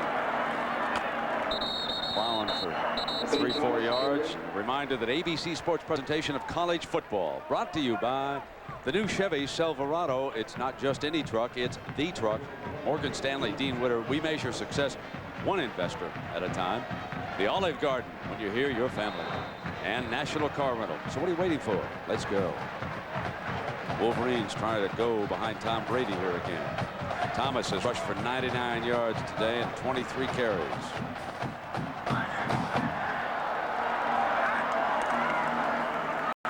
Brady gets time, fires to Shea, slants, first down, Michigan. So Tom Brady, the senior, 6'5", 213 out of San Mateo. Touchdown pass, 12 consecutive games. He's got a lot of Michigan records here. And little facial hair there, Ted. That's about what it looks like in person, too. He needs to work just a little bit harder on the old goatee. First down. Open man. Beautiful look back to Terrell for another first down and 12 more yards. We talked a lot about Drew Henson and his $2.5 million signing bonus from the Yankees. Well, number 10 for the Michigan Wolverines, Tom Brady. He was drafted by the Montreal Expos out of high school. The reason why he didn't take it was the fact that he wanted to play quarterback for the Michigan Wolverines. Drew Henson, on the other hand, decided to play for the Yankees. He played in Tampa. What did he do? He had 13 home runs. I understand this summer that's McGuire-type numbers in the minor league. That was nice going there, Jack. You did that real well, partner. Anthony slamming straight ahead. You know, folks, sometimes you don't notice that Jack Arruda is so good that the one baseballer, Brady, didn't come up, so he just moves over there and takes care of that hit. And that was good going down there, huh, Jack? Well, you know, the heat certainly doesn't seem to affect Jack Arruda. You got to be quick on your feet down here, guys. All right, we've got 3:46 to go in the third quarter. And Tom Brady, who started the game, worked the first quarter, and then it was Drew Henson the second quarter. And Brady brings the Wolverines up with Henson on the other end of the headphones, listening to the play calls from up in the booth. The A train stumbling as he reaches the 10-yard line, so they'll need about good 4 or 5 yards for a first down on this next play coming up here, Dan. If he doesn't stumble there, Brent, he might have scored. He saw a huge hole open up, and I think he just was a little bit over anxious, and that really happens early in the season. And that's part of the conditioning, and that's part of the problem that Lloyd Carr talked about when he felt that Notre Dame had an advantage. Right now, this is a veteran team led by a veteran quarterback. And they know the importance of getting in the end zone on this possession. So the spot left Michigan 5 yards shy here on third down. Brady to fire, slant, Terrell knocked away beautifully. Jefferson over there on that corner has come back in the game, and he makes a big-time play defensively for Notre Dame. Absolutely a big-time play. Brady really didn't step into this throw as well as he should have. This is a great play. Cutting in front of the receiver, Terrell. The ball kind of floats a little bit there. That gave Jefferson the time to make an outstanding play. Now, a 28-yard attempt. Remember, young man just missed a 26-yarder, hit 3 in the first half. Got this one right down Broadway, didn't he? Nailed it. And that puts him on a 5-point margin right now. Michigan 19, Notre Dame 14. Of course, next week, we'll start the regular season in the National Football League. Sunday night on ESPN. And how good is it to say the Cleveland Browns? Kind of rolls off your tongue, doesn't it, when you say that? They'll be in that game against Pittsburgh. Then on the Monday nighter, Miami against Denver, and a young man by the name of Brian Greasy at quarterback for the Denver Broncos. And an old Duck playing quarterback for the Denver Broncos had a pretty good night last night against the 49ers. Chris Miller. A couple of big defensive plays for Michigan last time out. They get the sack here. Here's the play by the fumble and the recovery by Josh Williams. That gave him excellent field position. And now the sack on Jackson that pushed him all the way back to the 2-yard line. James Hall was in there on that sack that time. And really did a good job from that linebacking spot for the Wolverines. Happened to notice him. We haven't called his number too much today. But what's most impressive about the Michigan defense is the way that they're just playing with more authority here in the second half. I think they were just a little tentative in the first half of this game against this option, but now they're coming. They're winning first down, and when they win first down, that forces Notre Dame out of their rhythm offensively. It forces them to go back and throw the ball, something they really don't want to do. So Epstein, This one returnable. Getherall. Slap at the 24-yard line. The first down for Jarius Jackson. And we'll see what kind of changes Kevin Rogers is going to make, what wrinkles he might bring in here offensively. He's had a chance to look at the changes that the Michigan defensive coaches have made. You know, it's what happens between these guys playing chess up here in the booth. They watch what's going on down below, and now we'll see what he might come up with here. According to Jack Arute, he's not looking for new wrinkles. He's looking for new squiggles. Oh, I forgot. Squiggle.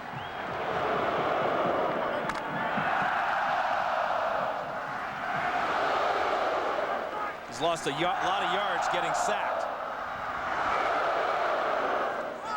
Well, here's your first down play, Dan, and the show option bad pitch. Wide receiver, though, picks it up and makes the most of it. David Gibbons reaches down for the loose ball, and Jarius just kind of pitches it wildly sometimes. And you can see he's saying, hey, that was my fault. Well, part of the problem was number 41 again, Tommy Hendricks. Watch from the right side of the screen. He's going to drill Jackson right in the chest here. And Jackson wasn't quite sure where the wide receiver Givens was. That's a great play by Givens, the sophomore, picking it up on a couple of bounces. Gained 5 yards on that broken play. Makes 2nd and 5 for the Irish. Quick fire outside. Getherall on the move for a Notre Dame first down. Pays a price. Dwayne Patman unloads on him. Jack Arute. Well, Brent, we saw in the snapshot that Jarius Jackson comes from Tupelo, Mississippi. You'd think that he would be the hometown hero. When I asked it about him, he shook his head and said, nope, I'm not a hero in Tupelo. There's only one hero in Tupelo. His name, Elvis Presley. Still? Still. He's still alive. What are you talking about? I saw him at the donut shop. First down, 10 for the Irish.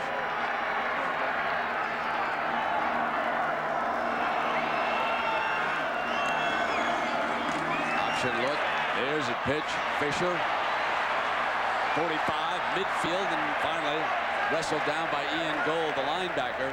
Penalty flag, however, is down, and there are 2 injured Wolverine players, including the cornerman Todd Howard and Hendricks, are both down with him. So these 2 injuries right here. Well, if you take Hendricks out of the game, you put in a redshirt freshman. Now, don't forget David Terrell could always check in. He's got his helmet on. If they want to throw him in, remember the coaches have used him. A la Charles Woodson here. He's got his helmet on.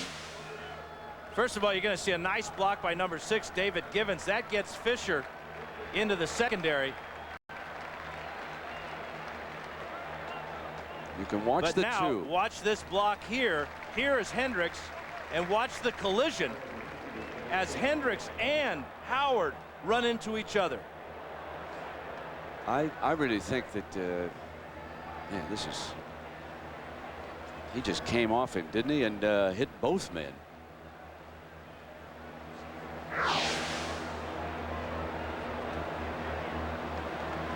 And Howard is up. That's good news for the Wolverines, and now it appears that Hendricks is going to be able to get up. Behind Howard is a true freshman. If they don't go with Terrell, they have to go with Jeremy Lasser. And a reminder that at the end of the game, we'll select a Chevrolet player of the game from each team, and Chevrolet will make a contribution to each university's general scholarship fund. And beginning this year, Chevrolet will also make a donation to each player's high school. And what a great gesture that is to include the high schools in this program. So David Terrell and Cato June, the freshman, do check in. This is the first appearance for Terrell on defense. He handled 47 snaps on offense. He's made 7 catches today. He's lined up at corner. They back him off a little bit on first down. Let's see if the Irish go right after him. Coming back the other way with the screen, and the fullback Joey Goodspeed bobbles it. Had the fullback screen set up, and Goodspeed just couldn't get the handle on it. Well, he did the cardinal sin of all receivers that drop passes. They look downfield before they catch the ball. Simple as that. Took his eye off the ball and laid it on the turf. Todd Howard returns for the Wolverines. He's back on the field. So Terrell handled one snap over there at that corner, but it is still that freshman.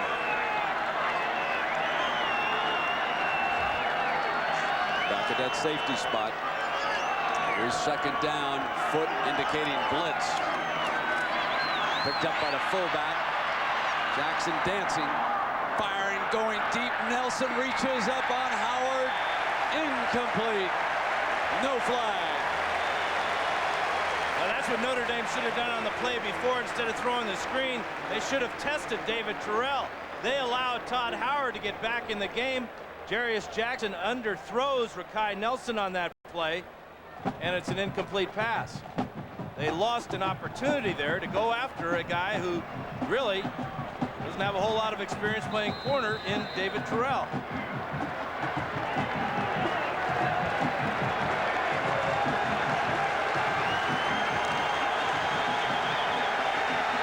Here's your 3rd and 15. Shotgun.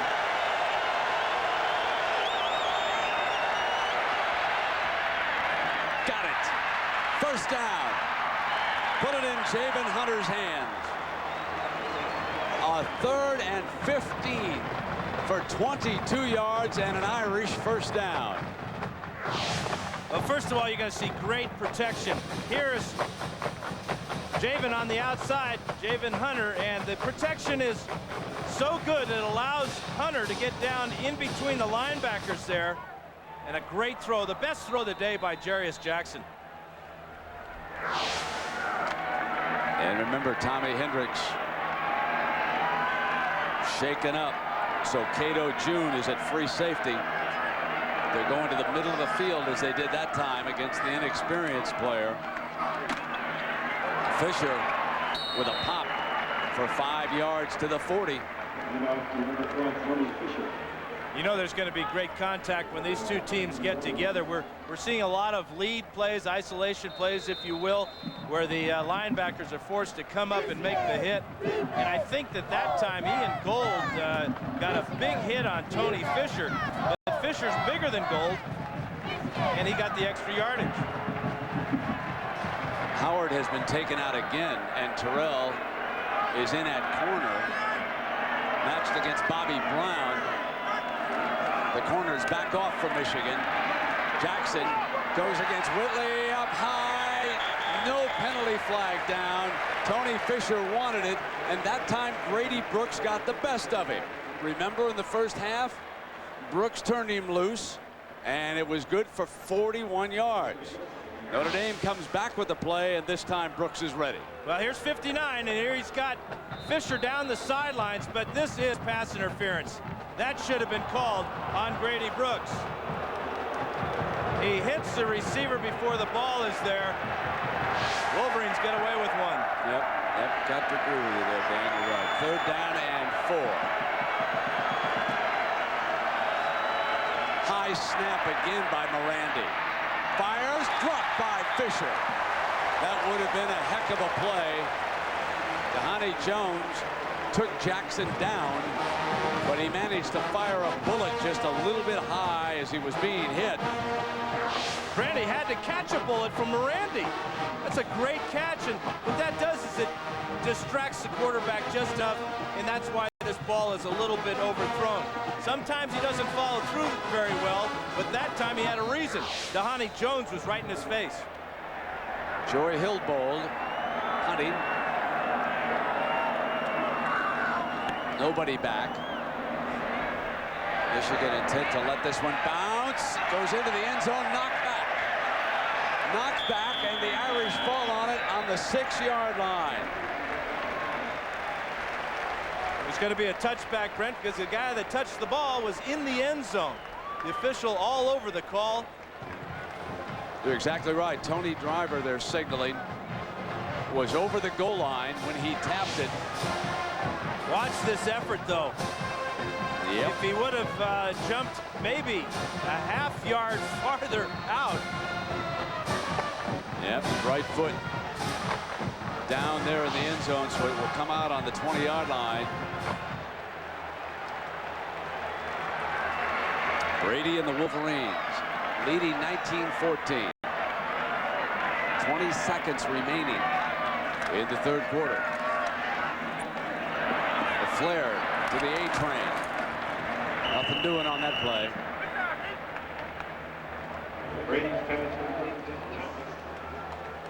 And the final seconds tick down, and we'll go to the fourth quarter with the Wolverines up by 5.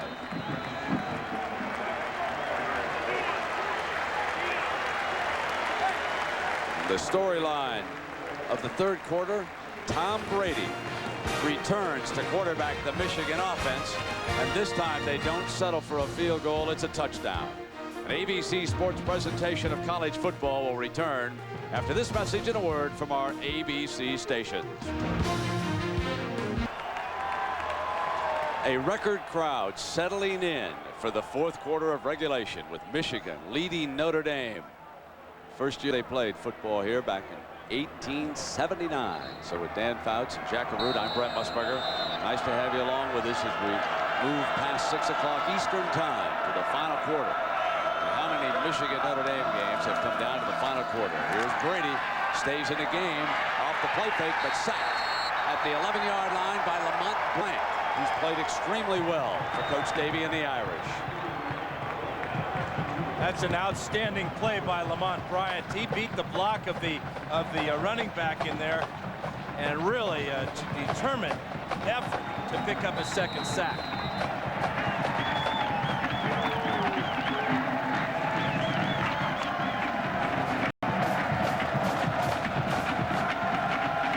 Third down. 17 yards the Wolverines need.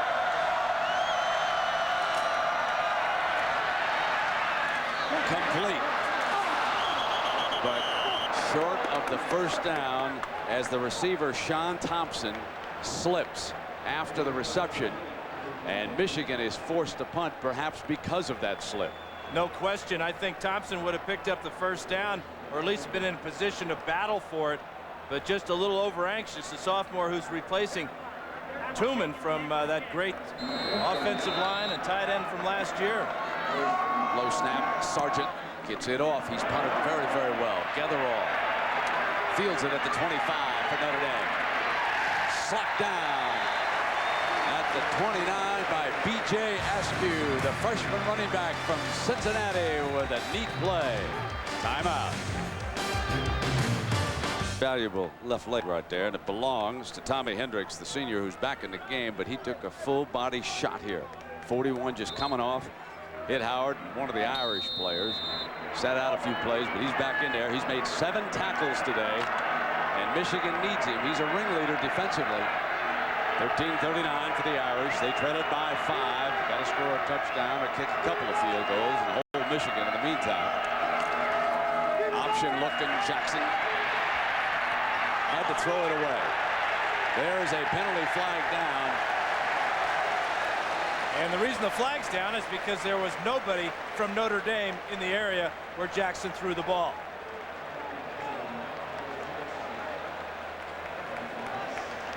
And if the officials didn't make the call, all those Wolverines were going to. Illegal forward pass, intentionally grounding the football. The penalty is a spot foul, loss of down. Second down.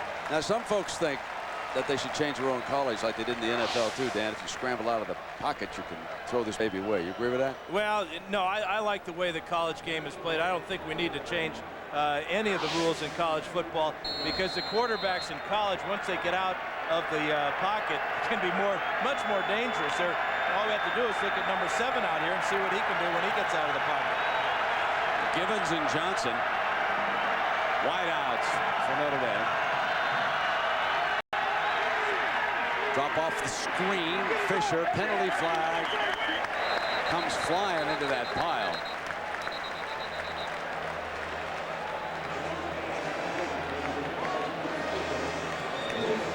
Notre Dame was a lot more disciplined last week. Only 3 penalties against Kansas. This will be the 7th one of the day against Notre Dame. The pass was behind the line of scrimmage, and therefore there is no foul. Third down. What the foul would have been, if it wasn't behind the line of scrimmage, would have been an offensive lineman downfield. That's heads-up teamwork by our officiating crew to straighten that one out.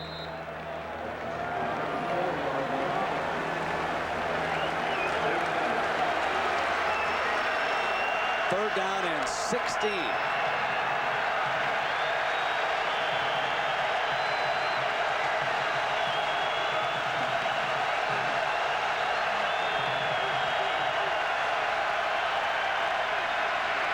Jackson over the middle, caught by the tight end for a first down. And again on third down, Jarius Jackson bails him out, this time to Jabari Holloway for 21 yards. And he's down. And Brent, you know the coaches upstairs see exactly what we're looking at here. Look at Tommy Hendricks. He's less than full speed here. In fact, he may be less than half speed. That's his man, the tight end. Patman came over, put the big hit on Holloway, but Hendricks has no ability with that bad left knee to make the coverage. So Dan, with Holloway down now, in your opinion, because of that, are they better off with an inexperienced youngster back there who's fit physically, or would you stick with someone who understands things a little bit better and not 50% maybe? Well, coaches are kind of like sharks. They see somebody bleeding out there and they're going to go and attack. And right now, Tommy Hendricks is oozing blood. Timeout. Big hit this time by Dwayne Patman from Patrick Henry High School in San Diego. That's a rip shot on Jabari Holloway. But Patman knows a little bit about the physical side of football. His high school teammate, some guy named Ricky Williams. Pretty good company. Pretty good high school football program there at Patrick Henry. You know, Dan, Jackson's hit a 3rd and 15 and a 3rd and 16, bailing the Irish out. First down for the Notre Dame 45. Jackson on the option. Again, a bad pitch and out of bounds. He just sort of flings the ball as he's going down. You know what, Brent? That's a forward pass. That should be an incomplete pass because he was behind the line of scrimmage when he pitched the ball. Was there a receiver there? Did he intentionally ground it if it's forward? Yeah, I think they called that an incomplete pass. But he is getting quite erratic with his pitches. This again is to Givens on the outside.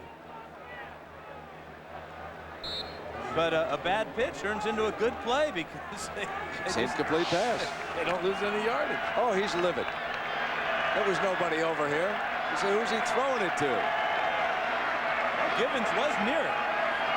5 yards away. Second down and 10 for the Irish. Jones is picked up. Fisher sprints outside to Hendricks this time. Looking just a little bit healthier on that play. And a reminder, we got a prime time college football coming your way next Saturday. Ohio State will be a lot better, but how will UCLA be on Saturday night? Many of you will be watching that one from Columbus, Ohio, and the Horseshoe. And the rest of you will be seeing Georgia Tech against Florida State. So a couple of pretty good football games next Saturday night here on the network. Third down and 9. Jackson is 8 of 16 for 139 yards. Here's his 17th pass of the day. Got him. Beautiful grab by Hunter for a Notre Dame first down. Boy, you put this fella Jarius Jackson in third down, and he's a lot better than he is in first and second, it seems. Well, you know, we talked about his young, inexperienced offensive line. They're doing a great job pass protecting for number 7. Again, we saw earlier Javen Hunter on a deep in route down the field on a third down. It takes a lot of time for that to develop, and that young offensive line's doing a great job. That's Jordan Black, 78. Jones, Morandic, Gandy, Teasdale all thrown together. First down and 10. Using the shotgun. Wall of protection all day. Overthrew. Intercepted. Picked off by Hendricks. A very poorly thrown football. Over the head of the intended receiver. And Tommy Hendricks makes the interception. Jackson just got greedy on this one. It's a quick out to the right side of the screen. He doesn't like that. Now he's got a lot of time to throw. That ball sailed on him. Poor follow through that time by Jackson, and the ball got away. What a great story for Tommy Hendricks to come back after the injury. Doesn't look real good backpedaling here, but he really reacts well, sees the throw, and makes the catch. First down and 10. Fake to Walter Cross, who's in the game. Throw the screen to Shea, and Shea is nailed at the 35 by Denman. You would think now that the Wolverines would turn their attention to the running game, and we asked their fine guard Hutchinson, what's the importance of the running game to Michigan? Here's what he said. That's what we want to do this year. We want to get back on track. You know, we want to have a balanced offense, but we do want to run the ball well, and we want to be able to run the ball at will. So, you know, that's what we're going to concentrate on this year, is to get it back up there. Is that a football face or what, Steve Hutchinson? That's an offensive guard's face. Ready to go down there at left guard. The A trains check back in. Movement. I think the nose man may have jumped across for the Irish. We'll see if he was pulled or not. Wisney was down there in the middle of that line.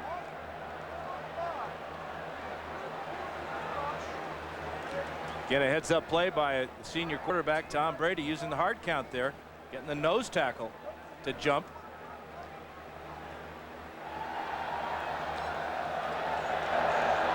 Let's watch how much. Snap. Illegal contact by the defense. Yeah. 5-yard penalty. The down remains second.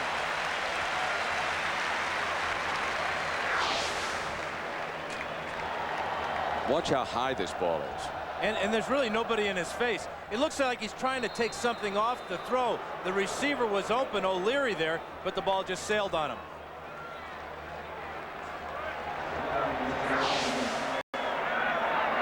Well, it's interesting to talk about throwing the ball in that situation. First down for Michigan. And, well, let's go to Dan Fouts inside the game.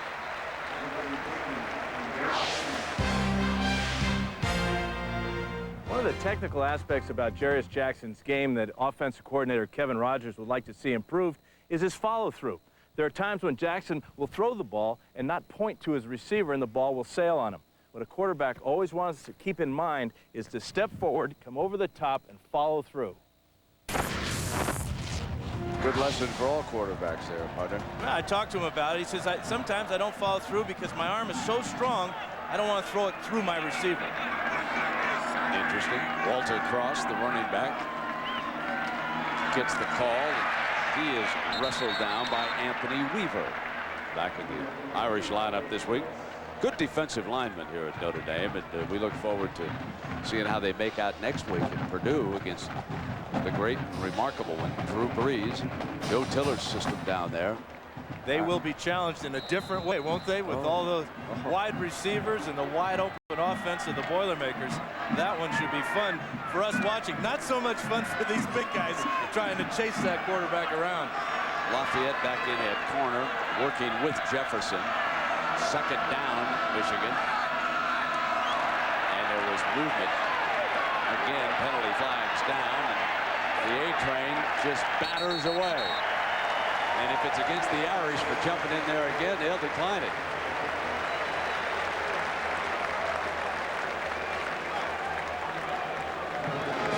There was no contact, so this play should stand. The difference between offsides and encroachment. Defense, penalty is declined. First down. And let's check in with John Saunders on an update of New York. John? Brent, it's time for the Win Your Way Burger King play of the day. Ronald Curry doesn't get the win in this game against Virginia. He's the point guard on the basketball team, and look at him. Shuck and jive and throw this one into Dante Finger. 2-point conversion tied the game, but Virginia wins it with a field goal late. Brent. All right, John. Ronald Curry. Love watching him play hoops, too. Speaking of that, Mr. Hoops, Dick Vitale on the other side, suffering a little bit. Keen Notre Dame football fan. Here's the A train. Anthony pounds back to the 35-yard line. ABC Sports presentation of college football brought to you today by Ford F-Series. The best-selling trucks are built Ford tough. State Farm Insurance, like a good neighbor, State Farm is there. Sears and the Sears National Championship Football Trophy. And Bud Light. with a great taste that won't fill you up. Never let you down. Make it a Bud Light. You get the feeling that Steve Hutchinson was right. They want to get back to running the ball. They want to get back to Michigan football. Here's your leaders today. Mr. Brady stood tall. Coach said they could decide it on the field, and if so, Brady's the starter. Here he comes again. Going for Walker in the end zone. Incomplete. Clifford Jefferson, the corner, with Walker. Tom Brady expected that one to be a touchdown. He threw it exactly where he wanted to, but in a couple of weeks, Walker makes his catch going away. But remember, this first game of the year, they don't quite have their legs under them. Look at the stumbling by the receiver. The right hand grab there, that could have been called, as the fans here at the Big House see that play replayed on the big board here. We've had a couple of plays that could have been called interference. And the crowd reacting to that replay on the twin scoreboards here at either end of the Big House. So everybody, 111,000 with a chance to see it. Incomplete. And back over the middle, and Walker unable to hang on. Lee Lafayette, the corner. That's a great call. You know, we talked about this chess match going on between the different coordinators. We'll give one to Greg Madison that time. Came with the safety blitz there. Hutchinson. Or is that the center? That's the center. Let me check that. That's David Brandt limping off. I looked down, saw that 7, and thought it might be Hutch. And Hayden Epstein will attempt the long field goal. Brady will hold it.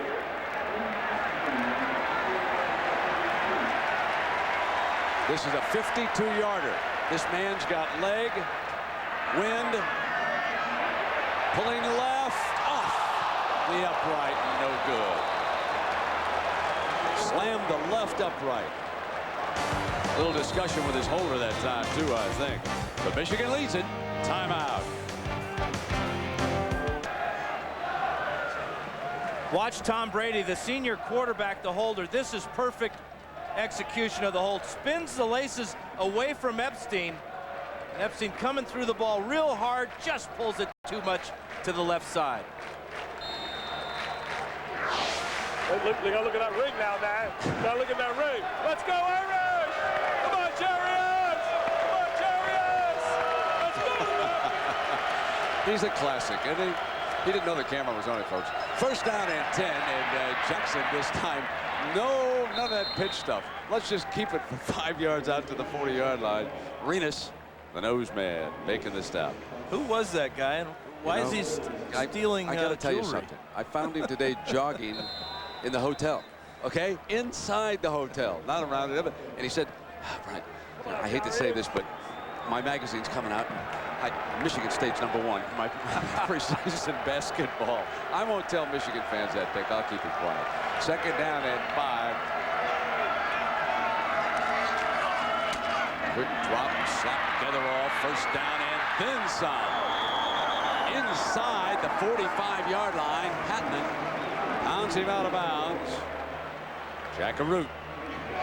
Brent, you know last year the option was a real problem for the Michigan Wolverines. Consider the fact that their first 3 games will be against the option. So what did the Michigan defense do? They went to this man, Van Pelt, Tad Van Pelt, who plays defense, and they taught him the option game.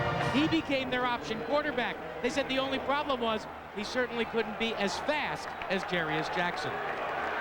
Yeah, or as powerful. When I watch Jackson, the strength of his game to me is his power. I haven't seen the slickness that Donovan McNabb had, especially on the when he gets outside on that corners. First down and 10. Good pair of hands on Jarius. Middle's open, got him. Evans upended at the 28-yard line. But were the Wolverines soft that time until Patman delivered the blow on Givens. Now on the sideline was Tommy Hendricks. So they're obviously getting him back in because Patman is shaken up making the stop. And we talked about the strength of the secondary being Hendricks and Patman. We've seen Hendricks all over the field today. This is a real scary collision. Great pass protection again. There's nobody near the quarterback. He throws a good pass. Now watch this hit. How Gibbons hangs on to the ball, I don't know. How he gets up, I don't know. And good thing for Dwayne Patman, he is up and coming off. Well, now Hendricks will be there along with the freshman, number 2, Cato June. Hendricks not 100% physically. And that, you go back to that missed field goal we were talking about, that was huge. That would have put him on an 8. And they've missed 2 field goals here in the second half. That just gives life to the Irish.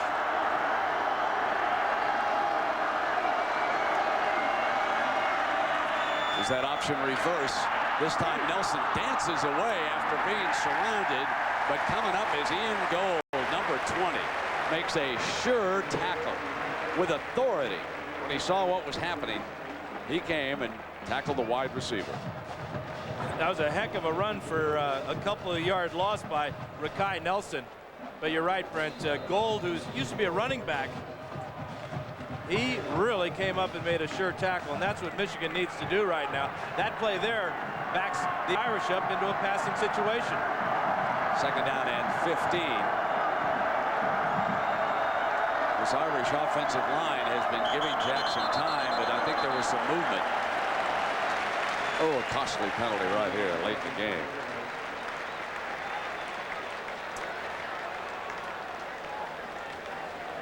Yeah, they lost 5 yards on the reverse play, and now they're going to lose another 5 yards.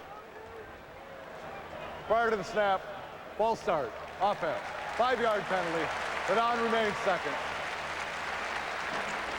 Let me remind you that the Goodyear Blimp course has been up above us, and we'd like to take this moment to invite you to consider helping the Red Cross relief effort for earthquake victims over there in Turkey. You can help the effort by calling the Red Cross at 1-800-HELP-NOW. 5:56 remaining in regulation. Second down and 19, Notre Dame. To the middle, Gibbons twists, but short of the first down by about 3 yards. Dhani Jones, the linebacker, dropping off.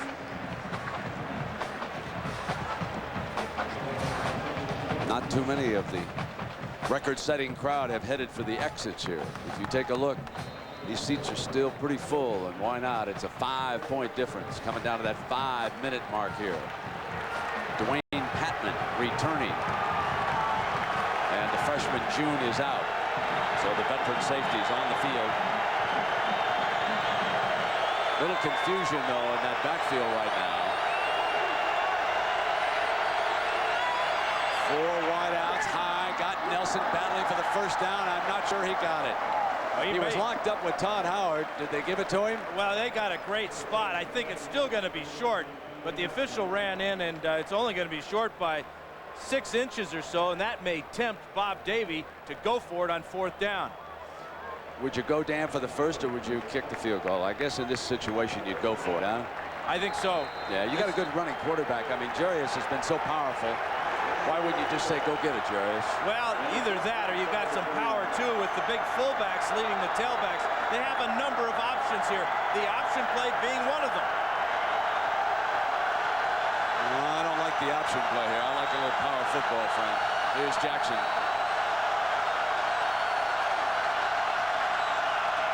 They are going to throw. Shades of Desmond Howard.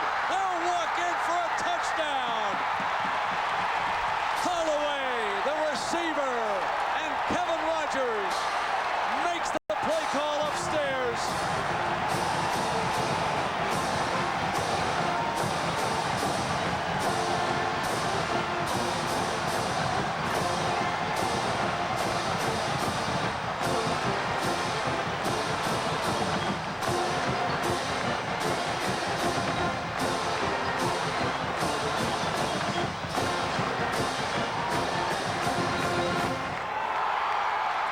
Well, let's take a break with this timeout.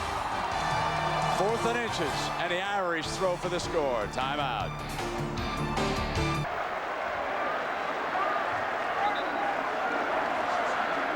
Brent, the Irish called timeout because they want to go for 2. Jackson went over, took the entire offense over there to get the instructions. Well, who knows what they're going to come up with here after that last 4th down call. Jackson sprints, dumps, got it. and those two are huge. As he hits Bobby Brown for the two-point conversion with 4:08 to go.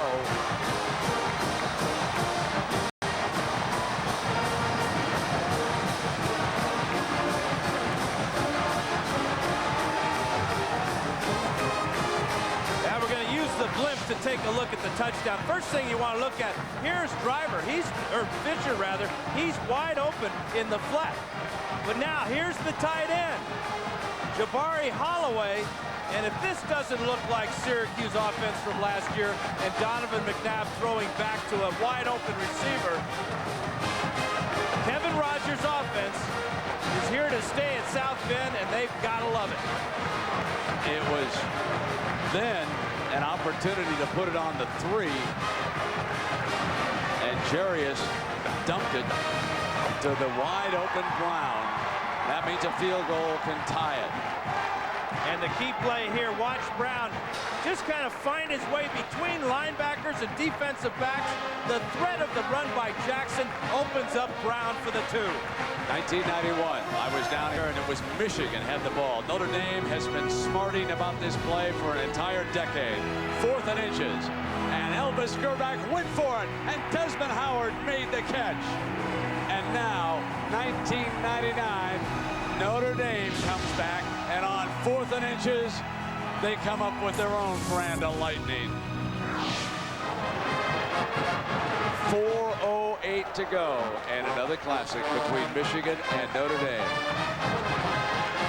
The underdog Irish lead it 22-19, and there will be a celebration penalty marked off.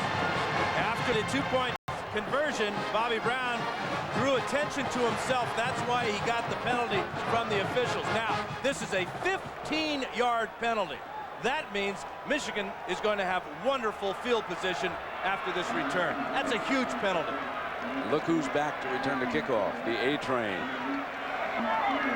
And he wants this one to be an express. Number 32.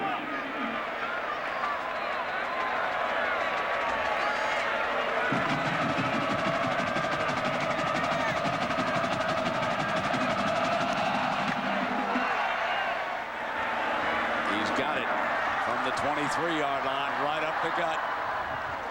And to the 43. Let's go to Jackaroo. Jack. Brent, you're looking at the $30,000 Sears National Championship trophy. It was started in 1993. You would think that Michigan would have one of these. In 1997, they won the national championship. Oh, I'm wrong. It was a co-championship. Nebraska got the trophy. Notre Dame, they don't have one in their trophy case either. This is the beginning of the battle for both these teams to get one of these to put on campus. Yep, and these games are huge. BCS ratings finally come out in October. These games will mean a lot. Don't have to ask the folks at Ohio State and Arizona how painful an early season loss can be. First down and 10 now for Brady and the Wolverines. Dropped. Marcus Knight. And it'll be 2nd and 10. The clock inside of 4 minutes. Michigan with all 3 of their timeouts left. Trailing by 3 points. You look down on the largest crowd to ever see a college football game here today at Ann Arbor. And our thanks to the pilots and crew of the Goodyear Blimp Stars and Stripes for those great shots today. Yeah, especially on the touchdown. Oh, that was great. And a wonderful 2nd down and 10. Brady. Got an open man, just tie in Sean Thompson, and Thompson. First down Michigan, and a penalty flag. Probably a late hit out of bounds over there around the Irish bench at the 43. Terrell and Gibbons with a few words for each other. That's 2 unbelievably bad penalties for Notre Dame in just a couple of minutes. The celebration penalty, and now after the play, that hit along the sidelines right in front of Bob Davie by Ron Israel, a real cheap shot, and a very expensive cheap shot at that, because now Michigan is well within range for Hayden Epstein.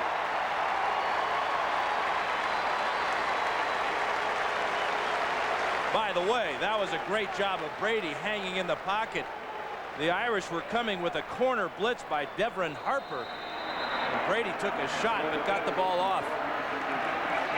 3:48 on the clock. 1st and 10 for Brady and the Wolverines. The A-Train makes the most of it. Denman hanging on.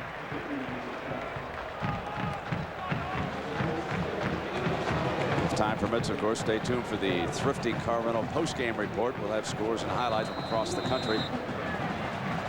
If we hang on, who knows, we could be headed to overtime in this baby, couldn't we? 3:23 to go. But Brett, that's not what Michigan's thinking right now. They're thinking touchdown. They have the luxury of knowing they're already in field goal range, so they can take some shots at the end zone. A-Train gets some time off, and Walter Cross checks in. Brady to throw.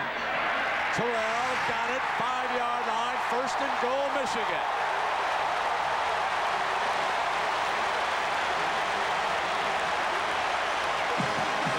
The offensive coordinator for Michigan knew he had a mismatch with this man throwing to his wide receivers. David Terrell's had an outstanding afternoon. This is a clutch catch that he secures and goes down on the ground to set his team up inside the 10-yard line. A lot of guys would try to run that one in, but he knew that the safety, Deke Cooper, was coming with a big hit. Big play for Michigan. 8 catches for 115 yards for Terrell, who is split out to the right. Knight is in the slot right. The A-Train back. Here he comes. Pounds up toward the 1-yard line. Watch Aaron Shea lead the way here, Dan. 6'5", 251 pounds, a former tight end. He looks like a pulling guard here. Finds the linebacker, drills him right in the numbers. That's Terrio Harrison, and the A-Train gets down almost to the 1. 2nd down and go. Bill Seymour gives him an extra tight end. The wideouts come out. And now Michigan can take some time off the clock. Shea and Evan Coleman. And the A-Train gets the call. Got it! Hold on, was he down? Was his knee down? The Irish are there. The official's going to say that Devin Harper got him down. Before he went in the end zone, his knee touched. And Notre Dame calls timeout quickly. What a great tackle by Devin Harper, number 10. He went low on the A-Train.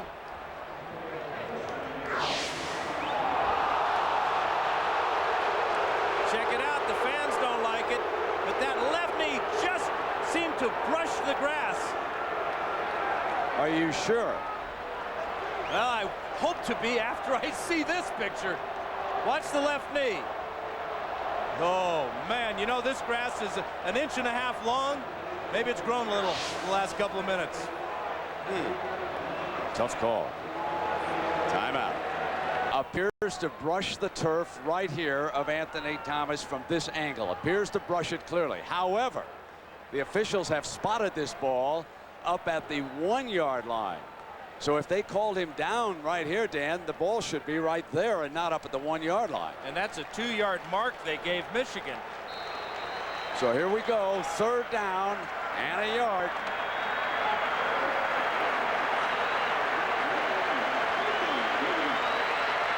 A-Train.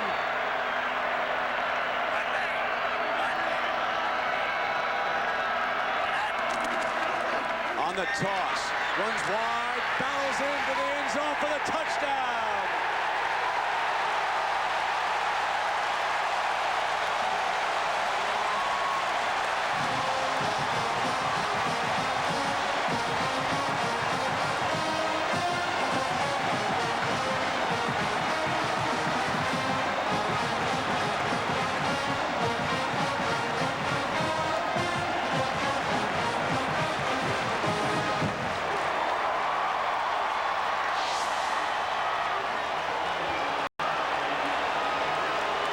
Big A-Train's going to run over the linebacker, Anthony Denman, from 1 yard out.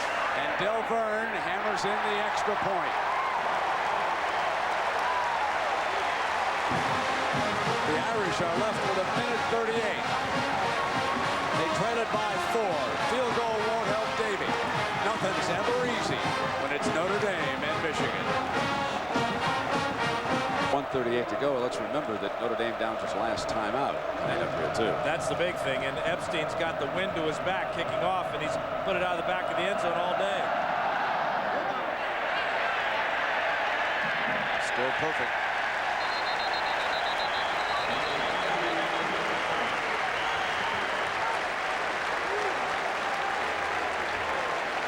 I want to thank some folks. It's been great coverage today. The coordinating producer of ABC's College Football, producer of the game, Bob Goodrich, directed by Drew Esikoff, the TD, Doug Schmidt, associate producer, Mitch Green, associate director, Brian Gordon, production manager, Scott Silverman, the technical operations manager, Jim Licata, the assistants, Drew Kaliski, and the rook, Larry Tiscornia, our stats man, George Hiss, spotter Brian Mobilson, down in the computer room, Anthony Holman. College Football Today, produced by Charles Copeland, directed by Calvin Haywood. Great job as we have a full Saturday on ABC. 1:38 to go now. First down for the Irish. Shotgun. Jackson deep. Overthrows Nelson.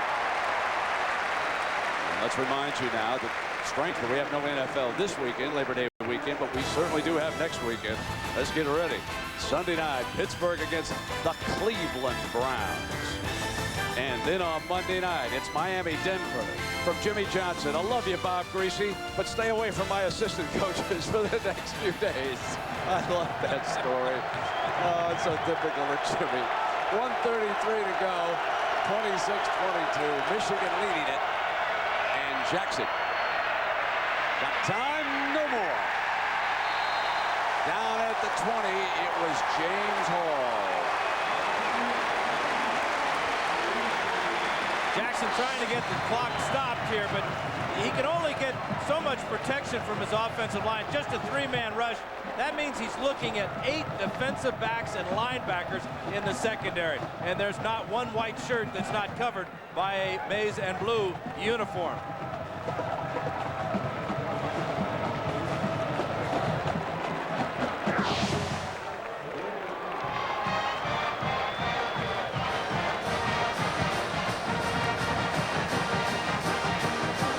Let's take a look at our matchup board, Dan. How do we make out here, partner? Well, you know, I think the play of Tom Brady has made this hold up for me, Brent. On defense, Michigan has been able to get great effort from their secondary, and I think it's really going to show off there. The special teams, you got to go with Michigan, and you got to look at their kicker, Jeff Delverne, with 4 field goals today. And as far as the intangibles, I'll let you handle that one, pal. Well, you know, I still like the fact the Irish had that game, and I think that Kevin Rogers knew a lot more about Jarius Jackson, and I think it paid a dividend with some of the play calling here today. But clearly, I agree with you about Michigan having the advantage in those 3 other areas. And if you go back, when Notre Dame got the lead, they got the celebration penalty on Bobby Brown in the end zone. So that meant that they kicked off from the 20-yard line, that Michigan got a good return. And then on the first play, another penalty against Notre Dame gave Michigan the opportunity not to have to settle for the field goal, but to go on in and get the touchdown. 3rd down and 10. The Irish have spent their timeouts. Deep middle, Nelson's got it. Clock stops, 1st down. Notre Dame not out of bullets yet. And again, you go back to who they're attacking in the secondary. Tommy Hendricks is playing on a bad leg. He's supposed to be the deepest man on the field. Nelson gets inside of Wheatley, but there is Hendricks. He should have been able to come up with that play. A 36-yard completion. Now 44 yards away. Remember, field goal won't help. No timeouts. To the middle. Need a 1st down. Hunter didn't get it. Clock continues to run. That was Dhani Jones making the stop for Michigan. Got to move quickly. The Irish cannot waste a second.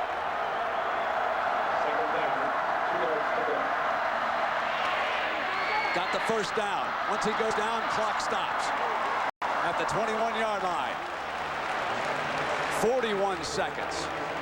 Jackson driving the Irish. And he's going with his best receiver, Rakai Nelson, who's emerging as a big playmaker. Givens and Nelson, the wideouts. in trouble, throws it out of bounds, second down. Good pressure by James Hall, and good recognition in the secondary by Michigan. They saw that that was going to be a screen pass. They covered it well, and Jackson did the smart thing, throwing it away. He's in range now to put the ball in the end zone. Remember, Bobby Brown goes 6'2". Nelson is about 5'11", so they can get up and get some of these jump balls, if you will.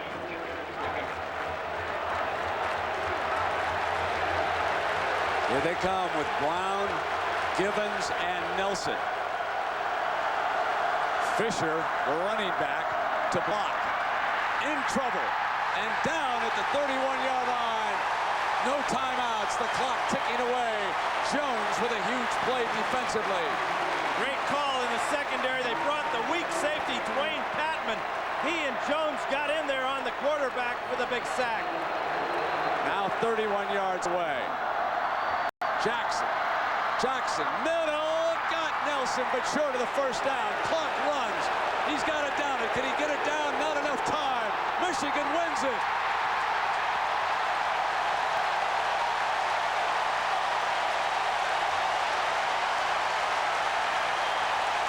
Oh, for one more timeout, the Fighting Irish are saying right here.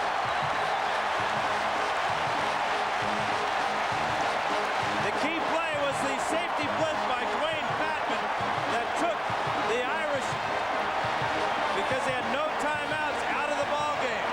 It's a game of inches. Nelson with the reception came up about 6 inches short of a first down that might have stopped the clock. Here's the sack. Jones and Patman. And Jackson can't get away. Huge play. Great call by Jim Herman. And it's an emotional Michigan team, which suffered an opening game loss in South Bend last year, and then could not recover for game 2 when Syracuse came in here and gave them a whipping. But now the Michigan Wolverines are off on the right foot. The Irish go to 1-1, and a big game. Brett, let me interrupt you for a second. We want to get Lloyd Carr before he goes in to celebrate. Congratulations. Thank you, Jack. It was a great football game, and my hat's off to Notre Dame. Both teams played their hearts out, and that's about as exciting as it'll ever get. How typical is this of a Notre Dame-Michigan contest? Well, it's typical of a lot of those games, right down to the wire. They never quit, and when you're on the field, they get the ball down there with a few seconds and a chance to win. I think it says everything about what college football is all about. Now, you went into the game a little bit determined as, I want to see Brady, I want to see Henson. You said, I want to see what happens in the game. What about now? Or do we have a quarterback controversy anymore? 2 great quarterbacks, 2 great ones. He's still mum on it, guys. Well, I don't think we are, because our Chevrolet players of the game will honor the young man Tom Brady, who came back and sparked that victory in the second half, leading the Wolverines to the win today. Jarius Jackson standing tall for Notre Dame, and a $1,000 contribution to each university's general scholarship fund. And don't forget now, Chevrolet also donates $1,000 to a couple of high schools for Jackson and Brady. Michigan wins its opener 26-22.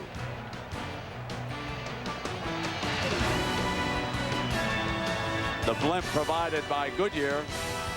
And stay tuned for the Thrifty Car Rental post-game report with John Saunders and Terry Bowden. And ABC Sports is online at ESPN.com. Part of Go Network. So long, everybody.